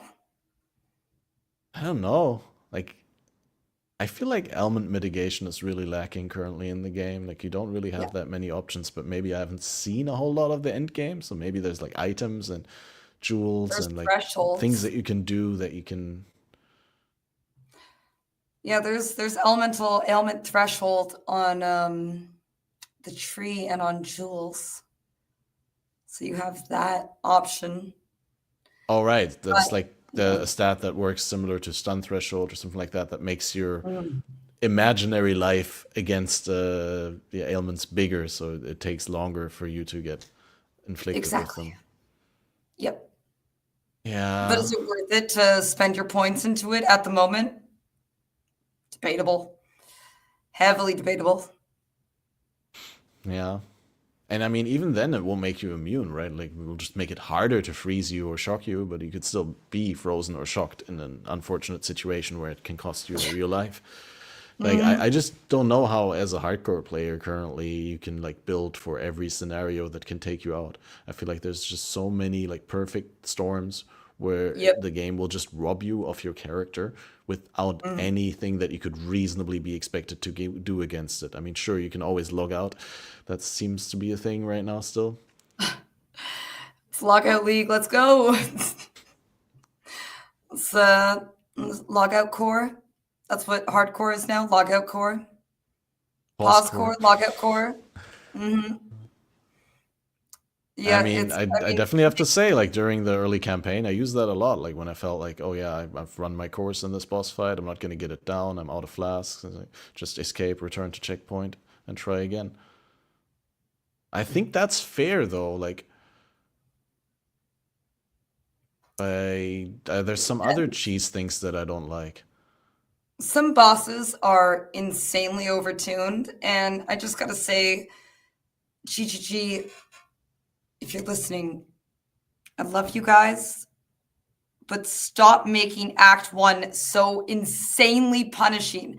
Every boss just one taps you to death, GGG. That doesn't make any sense for new players. If they don't dodge roll, they just die. Like, that's so scary. I mean, I've always said the same about like, Path of Exile 1's early act, where it's like I think it's too punishing, but that the other on the other side, I see they need to set the tone for the game. Like it needs to be dark and But punishing and it's threatening, not even the especially tone. you will not just for the expectation of the player, but also just as a contrast to the power fantasies that you acquire later, right, where you get stronger. And But you if shouldn't if get you one tapped KO'd just because you made a mistake. Like that is probably too not, unforgiving, probably right? not. Like, I'm not even saying you're wrong about that. I'm just saying like I yeah, see the other side of it, right? Like I think it would be better for newer players because a lot of them quit early on when they don't know yeah, how to deal with that. yeah. Even or there's certain combos like my best, most hated friend in Act 1, Lachlan.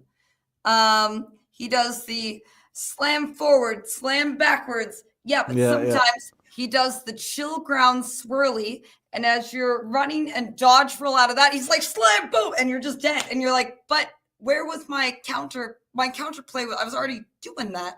I was already trying to leave the danger, and you decided to follow it up with danger I couldn't escape from. you know, Yeah. that was to me like insanely punishing to a way where people it's between that and making gems so restrictive early on so you can't easily test things is kind of mean. It's kind of mean, is what it is. It's a little more punishing, especially if you go into Act 1 cruel, and then you're like, you can actually take a hit from these people and not just get one shot. Some of them can still like two-shot you on good conditions, but it's like, why didn't you just let me take a little bit of damage and potentially recover, not instead of the full-on boom? Yeah.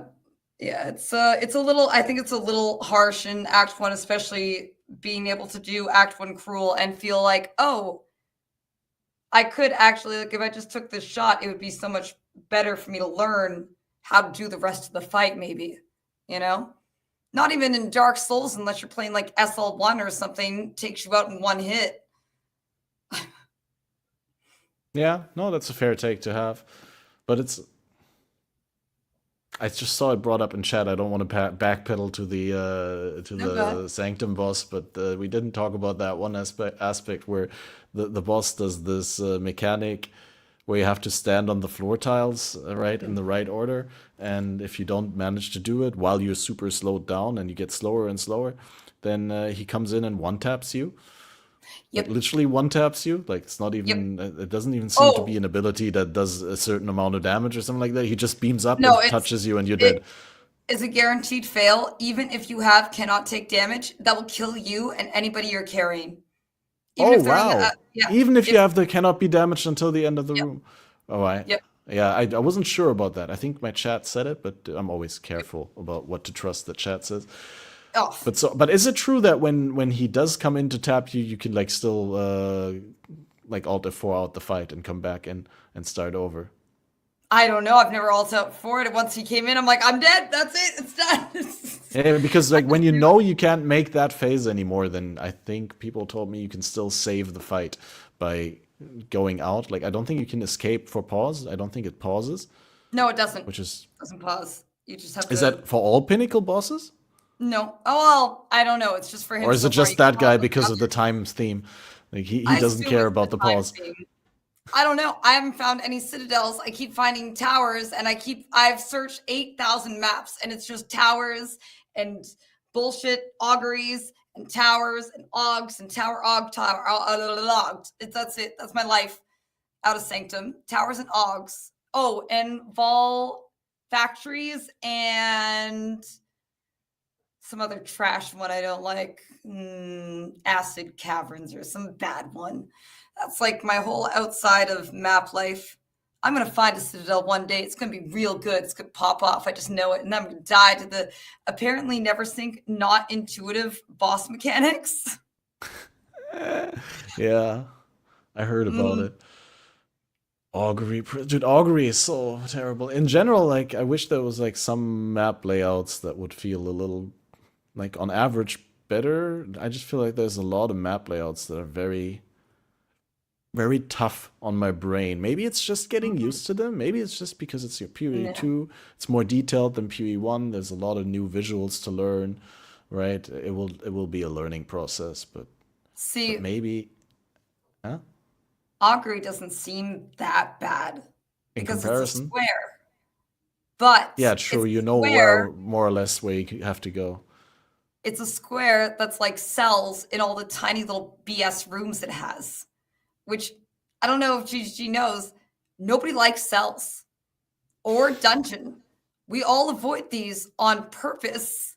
So why are there so many maps full of small hallways and little rooms that we have to backtrack into? I don't understand it. Chat is pointing out the silver lining here. Plenty of walls for projectile bouncing. So if you're into that, then some indoor maps might be nice. But what if I'm a Titan and I don't have any projectiles and now I'm just sad because I'm too wide to get through the hallways? Probably you have different map preferences then. But it's all auguries all the way down the citadel. Oh, damn. Yeah. Did you hear that when you get like T16s or is it when you beat the boss or something, it says unlock favorite map slot? What's that all about? Doesn't actually do anything, but what does it all mean? Are we gonna have I favorite think map? there's just some things that where you notice that the game is built upon PoE 1's structure at some point. They just cloned PoE 1 and then they kept working on it and made PoE 2. Because, like, also someone told me, I haven't seen this with my own eyes, but when you try to anoint a corrupted amulet, it says you need a tainted oil for it. But it's like, what are Interesting. oils? Yeah, what are you talking about? Is Blight Exactly. coming back? No, Blight is actually back with those bullshit monsters where they're like yellowish color. You break them and they got like little boys, and then they do a line of like Blight explosion all the way across the room and explode you on top of it. Oh, I hate them. They're another arch nemesis of mine. I Most hope of I the mobs hope are. blight is the third way of ascending. Not No, not no. Stresses me out, dude. It stresses me out. It might as well be like Pac-Man, but Blight Edition. Oh, I No. can't handle the waves. No, I was obviously joking because we all know it's gonna be Toda, right? Shut up. Don't say that either. No. What? But it's literally a trial of the ancestors, right? So it is trial, and they have already said when Toda was around, they said in some interview that Toda is a significant part of PoE2. Like it does play a significant role in Path of Exile 2. And so, like, with that information, the fact that there's trial in the name, and that we know that there's a third way of ascending coming in the next act, which is going to be the Karui act, right? Because we had the No, Marakath Act act. 4 is King's March. It could still be Does it come Karui. in Act 4, though, the third way of ascending, or is it in Act 5? That's the question. Oh, it might be in Act 5, though. Because It I might be think in Act it's 6. come in the Karui act, and then you have Yeah, another version to ascend. Toda is I don't already think. dialogue confirming it, apparently. All right. Shh, no. No. Oh God, that's all right. Well, all right. I I've mean, the thing accepted is, it. the, I've the accepted silver it. lining here again is they can't put Toda in the game the way that it was in Path of Exile 1. It's going to be Toda in name and theme, but I think the mechanic is going to be completely reworked in terms of how it works, because that would be so silly. And I know I'm going to eat my words, but it's going to be so silly if you have the same like sort of meta around Toda that you had before, because that would be, while it was interesting as a league to have like an area of the game where you build characters completely differently, right? To do these Toda trials, that was interesting for the league as a sort of side goal, right, next to your mapping Mhm. character. But then why would you like put that as a way of ascending in the game? You can't force everyone to play a specific build in order to be able to ascend and then like respec again. So it's gotta be something that's more accessible. I'm gonna get a heart-shaped picture frame and put a Zaro in it. And just put it on my desk and be like, I miss you. I miss you so much. You I know, shouldn't have doubted you, Azaro. what I would hope for is that with some future expansion, just lab comes back as a fourth way of ascending, right? It's just like, hey, this is the ultimate challenge. Mm. And then they do like a PoE 2.0 version of lab. That'd be cool. I like that. Although, I mean, they did put some lab elements in Trial of the Sigma, right? Like with I the actually time traps and stuff. love the trap. I love the way that they reworked Sanctum because okay, so I'm not playing a melee character, so it helps in that regard. I don't have to worry necessarily about losing my honor off of every single hit when getting too close.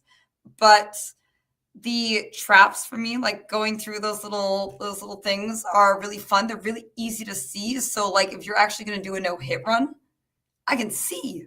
I can really see them. Unlike the one in PoE 1 where I don't know, stuff rains down from the sky and then rares attack you. And I'm like, I'm supposed to dodge in between. I can't even tell where things are falling from. I'm very excited that they switched up the way the traps work. I think they're really Yeah. fun. No, I also like the monsters better. I just don't like fighting the same, for lack of better term, rogue exiles over and over again. They just quickly get old, right? Hmm. I mean, I'm not, I don't want to shit on it, right? There's some enjoyable aspect to it, but I definitely like this lab better. I did a lot of it in the past 2 days, so I'm confident in saying that Hmm. it's fun. Do you think that it pigeonholes people too much into specific setups, or do you feel like any build could be doing Sanctum? No, I don't think any build can do Sanctum at the moment. I think if you're a slow boy warrior, you're kind of screwed. Um, a lot of different enemies in there do relatively fast movements, and some things can like charge at you quickly while you're still building, and that can hit you. You can get enemies throwing projectiles at you before you can even see them on the screen, right? And if you're not an evasion character, like you're just taking that hit, aren't you? Like, Fair enough. yeah, like unless you're constantly stunning and dazing everything that you're coming up against, or in some way to basically stop them from hitting you.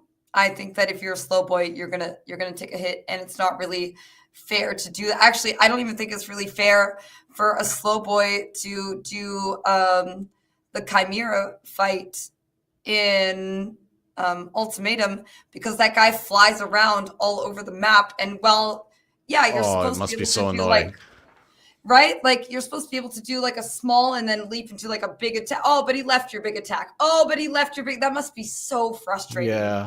as Yeah, a not slow just boy. melee, but also slow on top Yeah, of that, right? Like, because yeah. I'm relatively agile and I'm ranged, so I don't have a problem with moving enemies, but like, oh yeah. Hmm. No, I've Hmm. listened to Balor being on Talkative Tries podcast yesterday, and Hmm. I only caught the tail end because I streamed until I wasn't aware it was happening, and then I hosted someone, and I was, oh yeah, I could have hosted Try because Balor is there right now, but I caught a little bit of the conversation, and Balor was like talking about like how he really hopes that they allow the warrior to move while attacking, because with like Yeah. anyone who moves while attacking, you still get significantly slower while attacking, right? Like you'd move like at 50% reduced speed or something like that, right?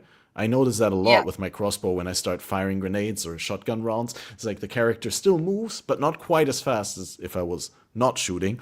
And Yeah. with the crossbow attacks, they go out a lot faster, right? They're not like 2.5 second swings where the character is winding up and then hitting. But with the warrior, like you would feel the impact of moving slower for those 2+ seconds that you're winding up. And being able to still sidestep a little would feel natural, right? Like maybe not change the direction too much or like somehow be Yeah. restricted in movement, because it makes sense when you're in like a swing animation that you can't like do a 180-degree turnaround and hit the monster behind you. But yeah, like allow people to react a little bit, because the entire game is so balanced around you being able to react and to counterplay that it feels just weird for warrior to be locked in for so long. But then all secondhand experience, right? I haven't actually played a Mm. warrior in this version of the game. I played one at Gamescom and I felt it Hmm. was weird.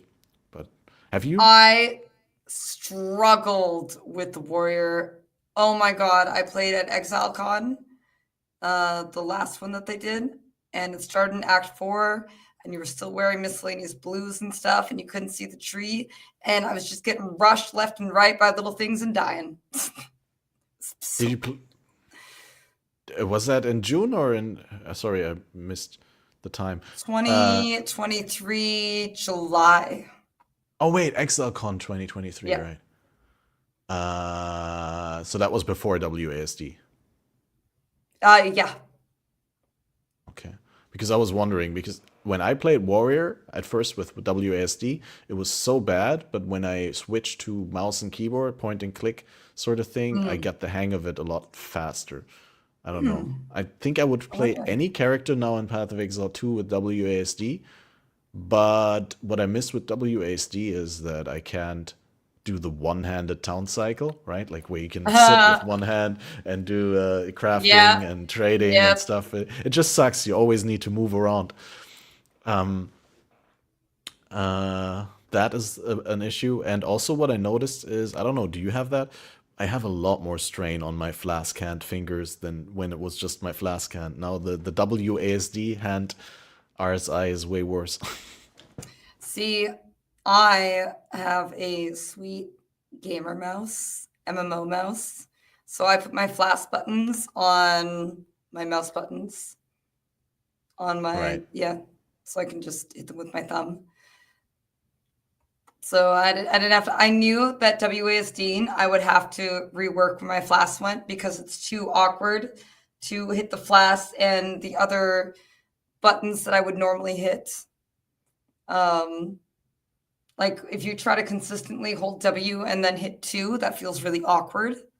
So yeah, I decided to put it on my mouse buttons instead. Another good thing to note, what is it for the EU boys that use ES, what is it? ESDF, and it gives you more access to, instead of WASD, to more keys. But I'm too much of a WASD anti to possibly switch at this point. But yeah, if you move one over, you have more range of movement. That's weird. I know But yeah, it then sounds you'd weird, also but always have your, no, it's actually a good idea because then you'd also always have your index finger on the F, which does have the little marker on the bottom for the people who are blind, or like in general for people to know that that's the F key. Yeah. Yeah, I know it seems really weird, but it's something that I remember the old EU WoW boys doing, and somebody in my chat like mentioned it to me. That's how they like to roll, and I'm like, ooh, I like that, but no, I'm a WASD main now. I'm a creature of habit. I just Yeah. can't. I just Yeah, can't it's weird to shift, easily right? change. That's why I love that they changed the flask system because it like Mhm. forced me to change habits, but like my PoE1 flasking habits were so bad. Like I used to be such a decent player at some point, but my by playing years of softcore trade, my flasking has literally become a mess. Mhm. It's just like Mhm. random Oh, just spamming and way too much using and wasting of charges. just wait till we go back. Oh, brother, we are gonna be a mess. Okay, we're gonna go back. What the hell are all these buttons? What am I doing? Yeah. Oh my It'd be god. so funny. Oh yeah, we're gonna be an absolute mess. I'm not gonna be able to WASD. I'll be like, I'm slippery. What do I have to hit all the way up to I do hope 5s? that they port the WASD into PoE1. I've seen people express that they don't want that to happen, but like They can't. I think They'd what they have to remove meant by, animation. you think so? No, no, what I'm saying is what people don't want who said don't port WASD into PoE1 is like they don't want to attack while moving, right? Because that would change the game balance and would force you into attack while moving because if you then play without it, you're at a disadvantage. But I think just having WASD, which is as a different form of input, similar to controller support, which PoE1 does have, right? You can already play with a controller where you have on the one hand your control, like your character control, on the other hand the side you're aiming to. That's fine as long as you don't allow attack while moving. But they It's already okay. do. They've allowed attack while moving the entire time. We literally turn on a thing to not attack while moving, right? Like that's what we keep. Yeah, that's the same in name, but that's not what I meant. I mean, attacking without standing still. You can't Mm, do that in Path of Exile 1. You're always like locked in place. you It's just no, like the but attack you while will. Your moving. character will randomly like slip forward if you can't actually reach that Yeah, one. yeah, that's Attack for while strike moving. skills Yeah. to connect. Yeah, yeah, yeah. But it's like he's still not attacking while moving. He's moving in place in order to be in range to connect with the attack. But he's not like No, no, doing the attack animation as he is moving. It's I'm just talking about if like, you leave that off and try to just use arrows and stuff, you'll find yourself like sliding forward to use more arrows instead and whatever. But oh, yeah, like really? yeah, yeah. Yeah. We used to back before they had that button to do attack while moving. We used to just hold down shift to try to stop moving our characters. Hmm. Yeah. Yeah, but you know what I meant. Like I didn't mean the you know the I I think meant the yeah. specific the WASD feature of being able to walk and like backstep while shooting or something like that. Which obviously that Mhm. we don't need that in PoE1, but like WASD I don't see a problem. It's just like a different version of controller support basically. I don't personally really see it as too much of an issue, even if it was to make it into PoE1, because you always have the option to turn on and off. Like I personally think that if I was going to play a melee character in even with WASD, I would probably still want on bosses. I probably would not want to attack while moving. I'd probably turn that feature on for specific boss fights and things, and then just turn it off for trash. I assume. I don't know. I don't play big bonk because it's slow, and I don't like to be a big thick boy. I like to be a slim leather daddy. So, it doesn't go with my class fantasy. Let's follow that train for a moment, that train of thought, that is. And what The leather would daddy you be? train. Yeah, the leather daddy train. No, no, I mean, like, what is the outside of WASD? Is there like something that you're really gonna miss in Path of Exile 1 if they don't port it back? Where you're like, hey, this could be in Path of Exile 1, no problem. Like this thing that you did in PoE2, it's so good. I want it in PoE1. It's not gonna destroy the game. And if you don't have one off the top, I have a question. Do you think tier 2 and tier 3 and so on rare items have a place in PoE1? Yes, actually. I personally think that I feel like if I'm in a T15 map, I should not be finding low-level bases. And I should With 3 probably to have 5 life. some. Yeah. Like I've always felt that ever since they've literally opened up Pandora's box for me when they gave me smart loot in, I can't remember which one came first, heist or ritual. Whichever one came first, I think it was heist. That came with smart loot. Maybe it was ritual, and then they took it away from us, and then they took it away from us. And they're like, we don't do smart. Oh, you do smart loot because we've had it in ritual. Used to be good, and now it's generally sad, right? Like, I know it exists. I know that you have a chance to give us higher, better rolled items that might intrigue me to craft on, But so I think that if I'm in a T15, I should only find, let's say, 5 tiers of bases instead of 10, right? And maybe I have, if I'm doing a T15, they're all tier 2 plus in what they could roll, right? Not just a basic nothing. That's what I think tier 2 is still not good, but at least it gives me more intrigue to be like, but what is that? But what could that be? Yeah, I Right? just wonder whether that's also the reason that they flipped around the tier order, where the tier 1 is the lowest or the worst tier of any That's given killing mod, me. and that go up.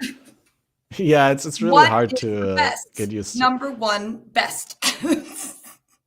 Yeah, but that way, if they do it that way, then they can just for tier 2 items chop off tier 1 mods, for tier 3 chop everything below tier 2 mods, and so on, right? Like, so maybe that is Can the they do it reason. vice And I versa? wonder, yeah, because then they couldn't specify. Then I'd have to do the lowest tier, but then it would take away tier 13 of this mod and tier 10 of this mod and tier 5 of this mod, Maybe. right? So maybe it's like with the tier system, it's just not built around that, and they did that in PoE2, right, with like that feature in mind.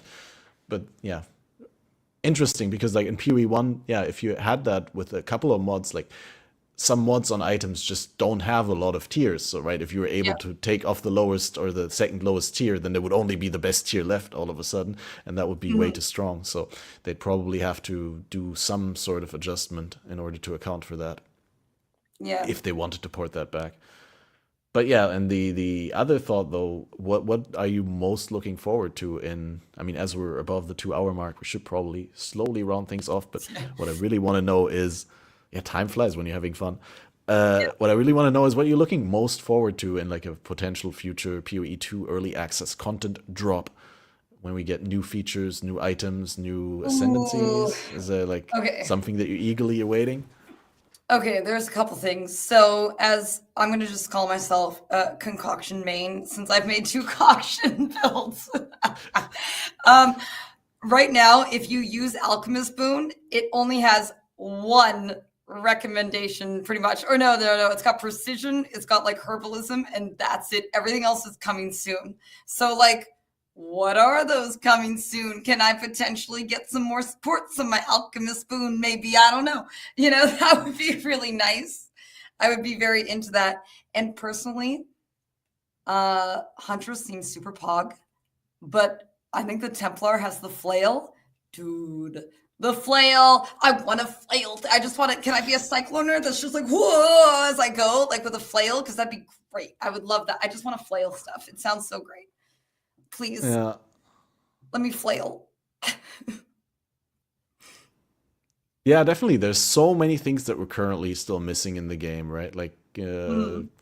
not just like any changes, adjustments to balance and to how smooth things are. I Oh yeah. That's something I forgot to say about the lab earlier. That one thing that pissed me off really hard doing 2 days of labs is that when you open the door, it always takes longer to open before you can walk through it than you need to reach the door. Even with the automatic opening doors in Ultimatum, where you walk up to them and they literally open for you without Yeah. any interaction, they should just trigger like 3-5 meters before that so that they're open by the time I'm in front of them to go through them. It just triggers me to no end that I have to walk up to them and then still wait. It's like, why would you even have an automatically opening door if you still make me wait? You got to knock knock. You know? Do you know the password? Is it Suckama? Yeah, probably. But yeah, no, that was an ultimatum. But still, anyway, yeah, just little things like that are gonna be so good to my overall gameplay experience. But then, Yeah. like, I want to pick up another talking point from Balor yesterday on Talkative Strides podcast. Where it's like it's just so hard to visualize that we currently have like roughly only a third of the game, right? Because we only have 12 out of 36 ascendancies we'll have on the full release, and we are lacking corresponding weapon types, Oh skill yeah. gems, and support gems. So there's a lot of gems that are still coming soon, and that's why currently with the only one support gem of each type on the entire character can feel a little bit restrictive. We Yeah. just don't have that many options that we'll have in the full game.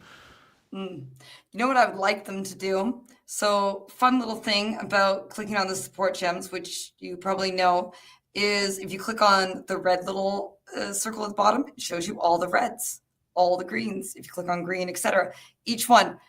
It does not do this Oh, with okay. skill gems. It doesn't. Oh, You can't individualize it with skill gems the way you can with support. Supports will show you each of each color. Nope, not skill gems though. oh no. It'd be a nice little feature. I'd like it. It'd be good. It Yeah. wouldn't be that hard, probably, maybe. I can't wait to see like the shape-shifting skills, and obviously they're gonna work on others than just the druid, right? And like we don't even have like a class right now at the Templar starting point. We're No, still missing both classes, so it's gonna be super exciting to see that. And we have traps. We have no idea about we've seen a two-handed trap. I think it was. I oh yeah, want to the say weapon it was type, right? yeah, the weapon type. It was like a two-handed unique trap that had nothing on it that I saw. So I assume Huntress is going to use traps. Maybe the assassin is in that area too. He might use traps as well. But what about putting trap nodes on the tree? What is that really going to look like? Also, the assassin and monk starting area sounds weird. Like a monk and then assassin. Weird mix. You know what I always also found weird is like Mm. we have all these years of associating like animal items with evasion characters, right? Mm. Or evasion ES, like Raven Mask or the Ursine Pelt or Lion Pelt or something like that in PoE1. But now with the Druid being a Mm. Templar starting point class and having that strong animal affinity, there's a lot of pelt items in the game that are actually armor energy shield items. And it throws me off so hard. It's like you pick it up and you think, oh, it's going to be evasion from my evasion character. It's like, nope, Nope. different theme. A It is lot of weird. things happened in the 20 years of development in Rayclast. Templar area being druid, I thought for sure. I kind of forgot about the huntress for like a couple months, so I thought that the druid was gonna be in the ranger area, and then when they're like the huntress, I'm like, that's true. To me, a Templar druid, I suppose, but also not what I was expecting, the spot to be. Not at all. All right. Before we drag it out for too long, I think one short and crispy question would be like, what does the end game currently need? Because, I mean, we all agree that it's probably a fun, bare-bone concept, and it's refreshing to play something different from the end game system in Path of Exile 1. But it definitely feels far from finished right now. And what are some Well, of the let's pick biggest one gripes that you thing. currently have? One thing? Well, no, there's more than one thing, but for starters, kind of I understand the risk versus reward for the one portal system. However, when there are so many random one shots and detonate deads and things you cannot see because your skills, in my case, my shattering concoction puts down first, it flashbangs you. Sometimes skills literally will start flickering and seizuring out as you're shooting. And it puts down a white ground so you can't see what's under it. And then I walk on that, I'm dead because there's actually a DD because I don't know it's there because the white ground is in the way, right? So like if there's so much of this, it's just every time I get ground affected or DD deaths, I literally think to myself, hardcore classic WoW is chiller than this. I have literally quit playing and went to hardcore classic over playing another map because I found it too stressful. The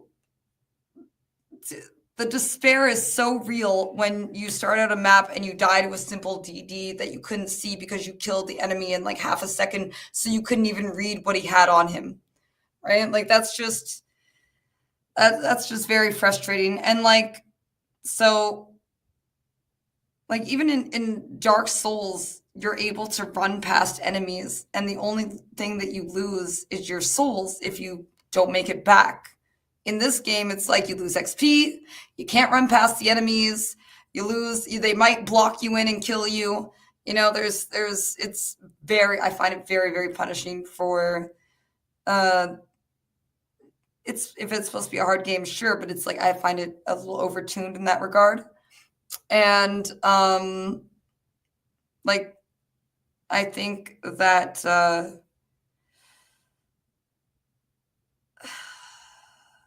I don't necessarily mind if most maps, like the ones that were like, oh my God, I don't want to backtrack there. If they just circled or had more connectors in some way, I don't actually mind a map being large.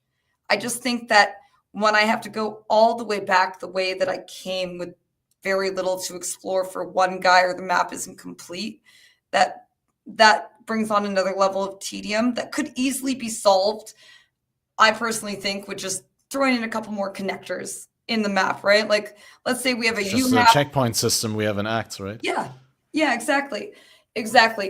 Oh, big one that I think is really off. Aggro radius on mobs. There is no spot to just stop and chill for a second. Some mofo will see you from all the way across the map and charge you before you even know they're there. So you can't take a moment to even chill and pick up your loot because you don't know they're coming at you. Or guys that are off screen can put DD on the ground. They're like basic witches that have staves that can put DD on the ground on all the enemies you killed. You can't even see that they're on the screen. So I think if they like reduce the aggro radius of like how far these mobs can see me to attack me and vice versa, that would be so much better. Like I'd actually have a moment to breathe, because right now I have like severe ADHD. This level of focus for me, exhausting. I'm literally like doing 8-hour streams like, oh, I gotta go to bed, I'm so tired, just looking so hard at the game. So you know, it's really, really exhausting to put in that level of focus. And the second I take my eyes off focus, I'm dead to DD or ground effect. Yeah, that happened. Like the second. As well. Mm-hmm. I tend to be like, oh yeah, I want to be a more entertaining streamer and I should read chat more, and I start talking and then bam, dead. Mm-hmm. You're like, what was that? Because like you barely have time to react. And in that level, it really, as I've been saying, the wind is completely out of my sails. You know, I had a light breeze and then I died in 2 maps, and now I'm listless. I'm just drifting in the sad map water, being like, I don't even know if I want to do this anymore. Yeah, it's especially frustrating if you depend on the map items, right? On getting the waystones for your progression, and then you just pop it Mm. in, and you load up a really good one, and you have like mods on it from your Oh yeah. tablets, and you get like 4 or 5 symbols on top of it, and you try to roll it not too rippy, and so you go in, and someone looks at you the wrong way, it's second pack, and you're dead, Yeah. and it's all gone. You're like, oh great, and now I get to run Oh. a scoured map basically. Yeah, yeah, exactly, exactly. So like I think a lot of these problems are fixable. Like somebody suggested in my chat, why not do choose your risk? I want only 3 portals open and I get less rewards for 3 portals. That's just how it is. Yeah. However, I think that weaker builds would be pissed that they get less rewards, so maybe not the way to Yeah, go. yeah, exactly. The However, new standard would be you want to play on one portal only, and then everyone would feel like that. Because I've also seen a lot of people being like, "Hey, this is bullshit," when they probably just took their character into too high content too early at it, and they need some more progression. I mean, I'm guilty of that myself when I get oh, frustrated that I get one tapped in a tier 14 map when my character is not even level 90. I mean, what's my business being in that content when I'm like so far off? you're a professional. That's why. Yeah, I'm a professional risk taker. Exactly. It's a Yeah. stunt. Yeah. But yeah, Well, I think there's things that they could do, less aggro range, increase portal in this case. I know they don't want to increase portal, but increase portal, let's be honest, I think a lot of people would not feel so disheartened. The amount of people I hear every day, I died again to this thing I couldn't see, is so high because I mean, I do it, we all do it now. we all we're all I, dying to I things we can't understand. see. I understand the sentiment, and I kind of, I'm not super opposed to the idea of them adding like more attempts per map or some way of granting it, but I wouldn't mind if they first try to address the problems that lead to people feeling frustrated about it by, I making think things more so. visible and giving you more reactive counterplay. And if then the problem is still there, then yeah, maybe. Well, I think one of the things they can do, so I didn't know this, so I added GGG saying like, it'd be really nice if we had like a little bubble to see our character behind certain trees and stuff. Apparently Nintendo owns the patent on making that little bubble thing possible. What? That's in So fucking PoE1, isn't it? no, I'm no, pretty only sure it on is in certain PoE1. trees, only on certain trees and stuff, but there are They tons had of an background things. entire video on that, like announcing that feature. Yeah, no, it's only on certain trees in like the lava map with Katava and stuff. Those trees have it. Only certain things have it. So many things in PoE2 don't have it. Apparently Nintendo owns the patent on it. So now I'm like, what if they just do a toggle on, you know how like if we hover over an enemy, it puts a red outline on them? Well, why can't I Mhm. just toggle on a red outline on all enemies and all of their ground effects so I know that it's there? Now, they don't have colorblind mode, so red would actually be pretty toxic, but you know what I mean? Mhm. I mean, to be fair, I appreciate what they're trying to do, right? They're trying to make a game that looks more realistic and looks more Mm, dark and gritty, and they're trying to move yeah, away from all these super pop color um, which I designs that they love. had in PoE1. But yeah. But the thing is, I like, and I love that, but I don't want to be struggling to find the enemies in my map because they all camo in with it. And it's like literally they're all just wearing the same camouflage as the map background. I can't tell where they are because they're behind trees. I can't even see behind because I don't have bubble tech, you know, like that's why I think maybe it should be like a toggle on situation. Hmm. Uh, so that you can still keep the immersion if you don't mind fighting camo mobs that are hidden behind trees and stuff, but I don't want to do that. I would like to know the ground degens and so on and how far out their radius is. So I'm not just standing on a weird looking pool of maybe it ends here, but it doesn't. I can't even tell kind of thing. Yeah, that would be Yeah, good. I also don't know for sure how it works, but like there's also these weird things with like you know how I'm playing the grenade skills on the mercenary, but there's also enemies that use a crossbow that fire grenades, right? And there's this Mhm. weird Oh yeah, interaction you with can barely some see maps them. where you're like where there's little bridges or something like that, and there's gaps in between, and the grenades can fall down visually, but they'll still explode down there, and like they're I think they still hit you, but you can't see that they're lying there. So it's also a That's matter of just perfect. like clearing up the visual Beautiful. clarity. And I mean, those grenades, even if they're lying next to you, they're so hard to see. They should have like a They're big really hard to red see. marker, like a red glowy light or something Yeah. like that. I don't know.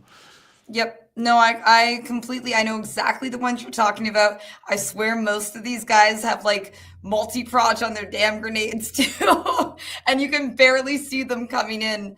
And next thing you know, you take like damage from two of them. And you're like, why am I at half health? What the hell is happening? Start backing up immediately. Yeah, I don't, there's far too many things, just period, you can't see. Like, it looks gorgeous, absolutely beautiful. But I would say 4 or 5 days ago or something, I got almost peak Moldus because I fought like 6 different enemies in one map that had different types of detonate dead on them or Oh, explosion on okay. dead. That sounds like the Six perfect different, shitstorm. the whole map was full of them. And not only that, it was like the pretty flower map, which has purple flowers that will randomly explode and put down degen, even though like Oh, they're just an that's what that environment is. effect. They're just an Okay. environment. They're not even like something you roll on. They're not even an enemy. They just do that to you. You're like, what? Why?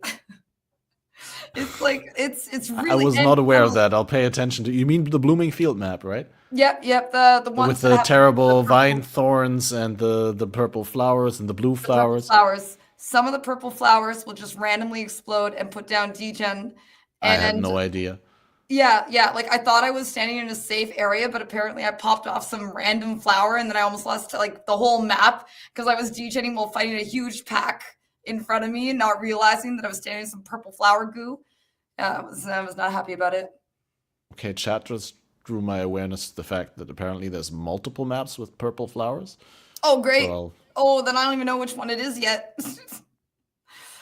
Very pretty purple flowers that pop off, purple degen, scary time.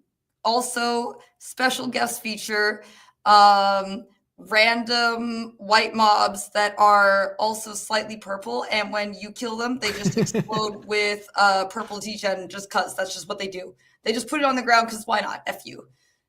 Yeah. yeah, man. Yeah. It's like why is my environment attacking me? Okay. I feel Well, what like I found worse than that, I don't know whether it is the blooming field map, but what I found worse is just like generally these super hard to read situations where I don't know like what the shape of this room is, on which corner I can get stuck, where I can walk through and where I can't walk through, and I'm still so puzzled about is it just a learning curve because it's an entire new game with an entire new wealth of tile sets and so many new things to learn, or is it just genuinely worse than in Path of Exile 1? there's some procedurally generated things that are a little messed up. Like I found a room. There's a clip of a room where the breach is inside. You can't get in. I found a room full of enemies. I couldn't get in. There was literally no entrance. They were just sitting there in their house. There was no way in. They could shoot me though through the wall, but I couldn't hit them because I'm not allowed, I guess. So that was a Yeah. good time. But I think I think something that really adds to the tedium of the mapping and everything as a whole is the fact that you feel like I did the hard thing, I fought the mobs, I won. Why am I still being punished by like a DD that goes off 3 seconds later or something like that? Like, why is it still punishing now that I won?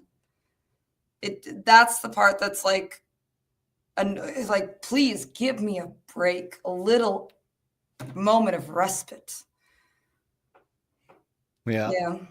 Absolutely. No, I had this moment earlier. It wasn't even DD related, but the map that I did just before I fired up this broadcast that we're doing right now was I died with 19 monsters remaining, and I didn't complete it. Like somewhere in those 19 remaining monsters was the last rare, and I had done the entire map deathless, really nice, mechanically flawless, and then just Felt one good. moment I was caught off guard and instantly died. Yep.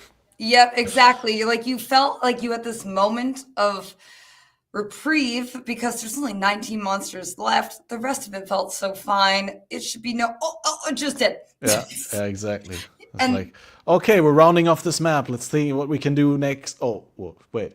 Yeah. yep, yeah, it just feels bad. And I feel like between yeah, like working procedurally generated maps, working the DD, less aggro range, and maybe letting us use more than one portal for death, that can go such a long way. Because personally, I love it kind of reminds me of Civilization, the way the tile set is for the Endgame map, where you're going here. Like I'm very into that and plotting out my own course. But I don't know if you saw the poor lad who got his whole Endgame bricked. Did you see?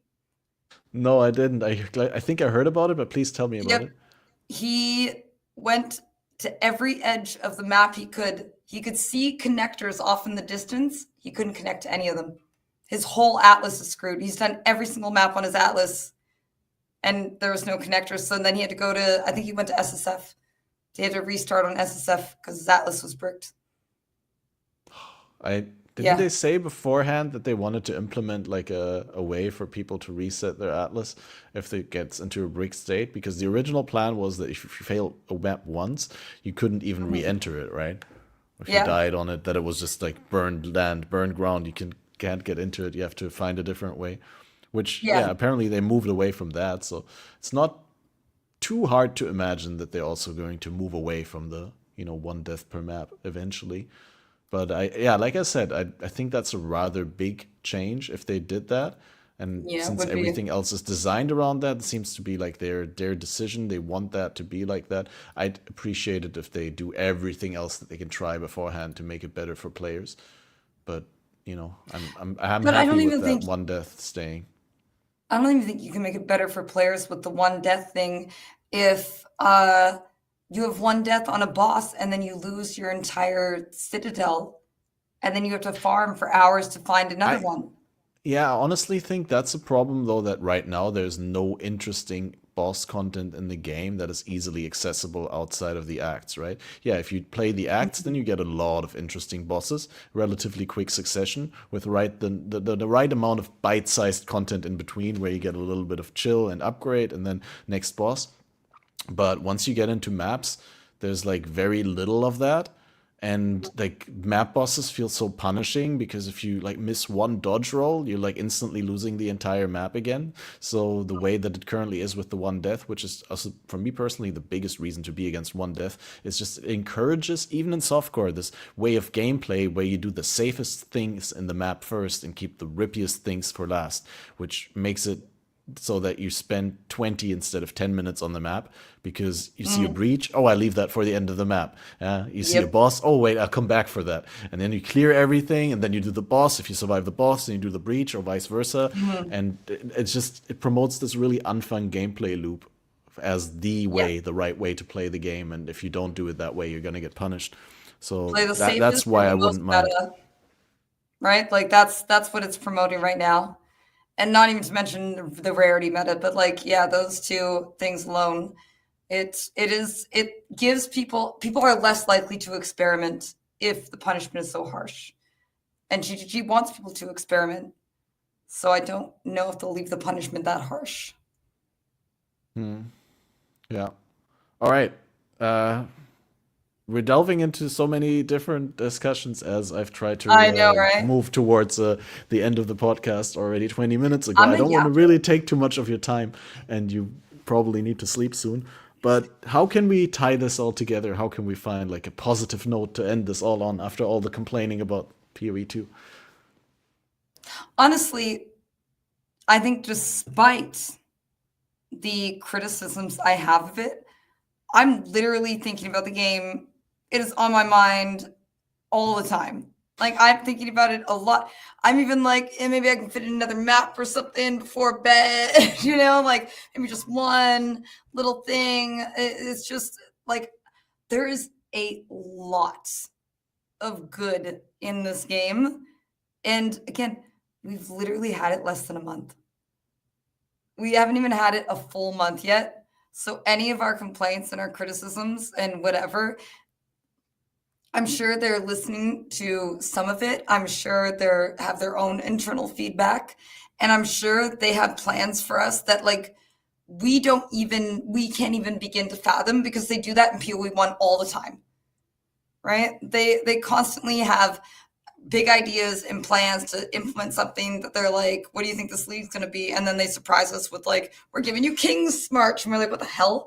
A whole mini town building game inside a game? Like, I didn't see that one coming. I didn't even remotely see that one coming, to be honest. I don't see most of the leagues coming. So I think that they're on holiday. They probably have, not only do they have a backlog of customer support, bug reports, et cetera, to work on, but they probably have like a bunch of different abilities and tweaks. And for example, armor is beyond broken right now, not even worth your time to spec into in any way, shape, or form. Oh I'm yeah, sure yeah. You were that. watching the crypt video or showing it to someone who asked about it when I Yeah. rated you the other day. I remember. I had Yeah, also watched it exactly. in that session. Yeah. So now we know like armor is completely busted. I'm sure that's on their radar too, and that's probably something that we're going to experience a change in when they get back.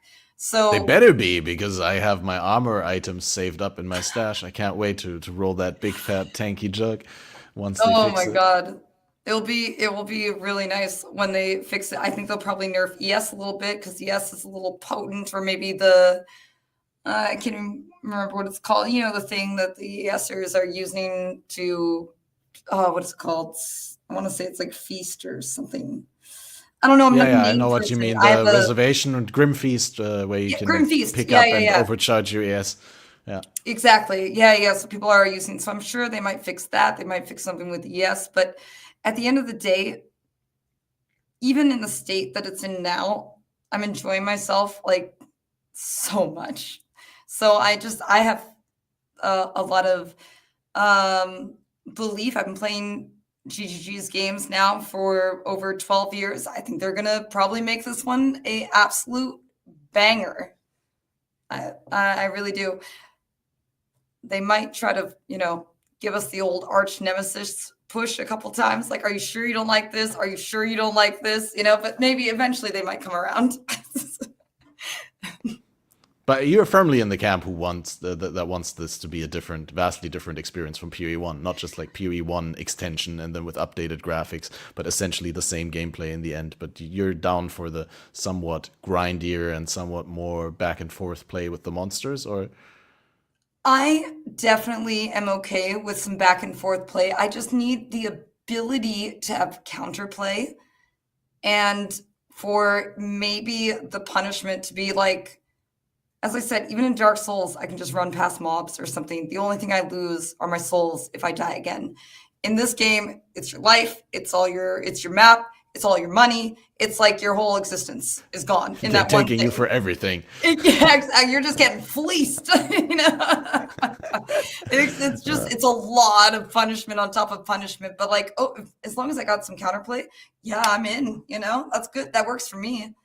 Oh, a word, you're right. It is definitely very punishing, and I always need to take that into account. That I'm just a sucker for very punishing games. Like, I mean, I'll complain a lot. I'll be very vocal on stream, but it is part of what gets me hooked and what reminds me back of when I started playing PoE1, how punishing it was back then for me. And yeah, it just rekindles that flame of passion and almost recreates that same obsession that I had back then. Yeah, I think you said that very well. Where it's like, yeah, it's constantly on my mind, and I, I shut down the stream and I switch off the gaming computer and I watch the person that I rated and they talk about PoE and they play PoE and I'm like, shit, I'm gonna boot up the game PC and do one more map again. So, even though I had already decided to end the stream, I mean, if I was gonna continue to play, I could have just continued to stream.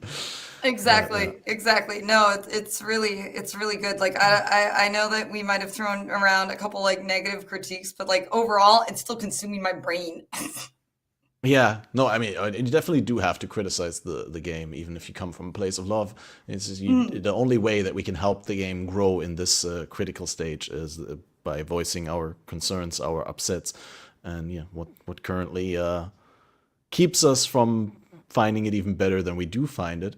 But like I said earlier, I hope that the developers are really, really good at picking apart that feedback and making sure that they stick to their guns and they don't like compromise on things that they deem essential, but at the same time, cater towards the audience in the right way, right? And like how they always say the players don't really know what they want or what they don't want. They don't.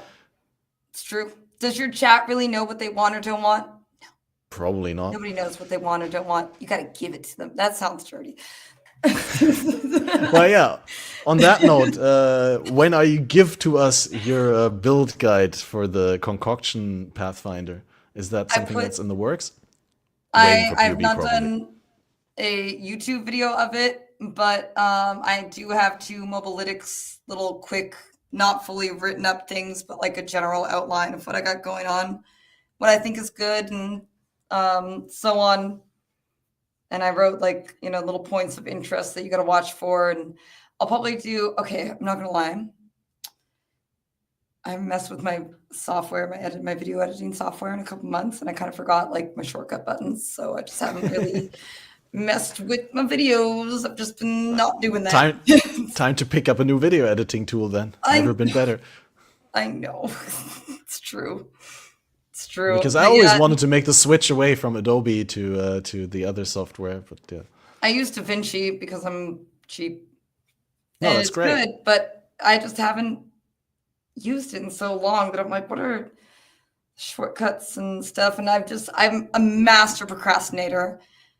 It works hand in hand with my ADHD, just procrastinate my life away. And if I do 10-hour streams, how will I ever have time to do videos? I don't know. I think the trick, I can empathize with that highly, with the procrastination. I think the trick is to just have a lot of productive activities and hobbies so that whenever you start procrastinating on one, you start doing the other one, right? Like, so when I'm procrastinating on playing PoE and making content, then I'm doing music production or graphic editing or whatever, right? And when I'm procrastinating on my work or on my school, then I'm procrastinating on by doing like playing PoE and doing streams, which is also productive. So like whatever I use as my means of procrastination ends up being productive anyway. Damn, that's way better than me that just doom scrolls. Oh, well, no, you're right. I do doom scrolling as well. Twitter is terrible. Twitter, Reddit, wherever you just doom scroll, you're like, damn, this is crazy. As long as it's not on Facebook. No. I got rid of that years ago. Good decision. Well, yeah, so with that, first of all, before I forget it, thanks so much for coming on to this pilot project of mine where I interview different PoE creators and we do like a little bit more of a deep dive than we're able to do on Faded. I think it just makes for an easier way for me to lead the conversation when there's not like 3 different people in the room that I need to consider, but only one. And then you can also like ask really individual questions and go, like I said, a little bit deeper. And I know I'm not the best host. I'm still learning to do good follow-up questions and all that, but you went very easy on me and was great and felt natural right away with you. Yes, I really appreciate you inviting me. It's always great to catch up and chat with you for sure. And you ever want to, shoot the shit? I'm a good yapper. Yeah, it was really enjoyable. Thanks also to the audience for tuning in. Thanks everyone for being here. This is, like I said, a new series called Podcasts. I have no idea what I'm doing, but we'll have another episode soon. So follow me on socials if you want to stay in touch with that. We'll also have another episode of Faded coming. I'm still lacking the full confirmation, but I think Sunday 1 p.m. with Neversink. I need to message Neversink right afterwards. But yeah, and we'll also have you back on Faded at some point, and maybe back on this series. But I want to first like get as many different people as possible on. And like I told Pi, who was the guest on the first episode last week, I first want to do want to get all the PoE women streamers on that I can get first because yeah, no, it's just I want to support that. I think girls in this space are underrepresented and undersupported, and Yeah. it's I mean, also it's a lot more fun for me. I probably, yeah. Well, I very much appreciate it, dude. It is always great to talk. I think you did a great job hosting, and I look Thanks so forward to much. chatting again. All right, then have a wonderful rest of your day. And yeah, I'm going to play the outro, but of course, you're welcome to stay around. But if you're not, then I don't even feel bad about it. But you're very welcome. Thanks for being there. See you around. Bye bye. I know a lot of people want to send blankets or water. Just send your cash.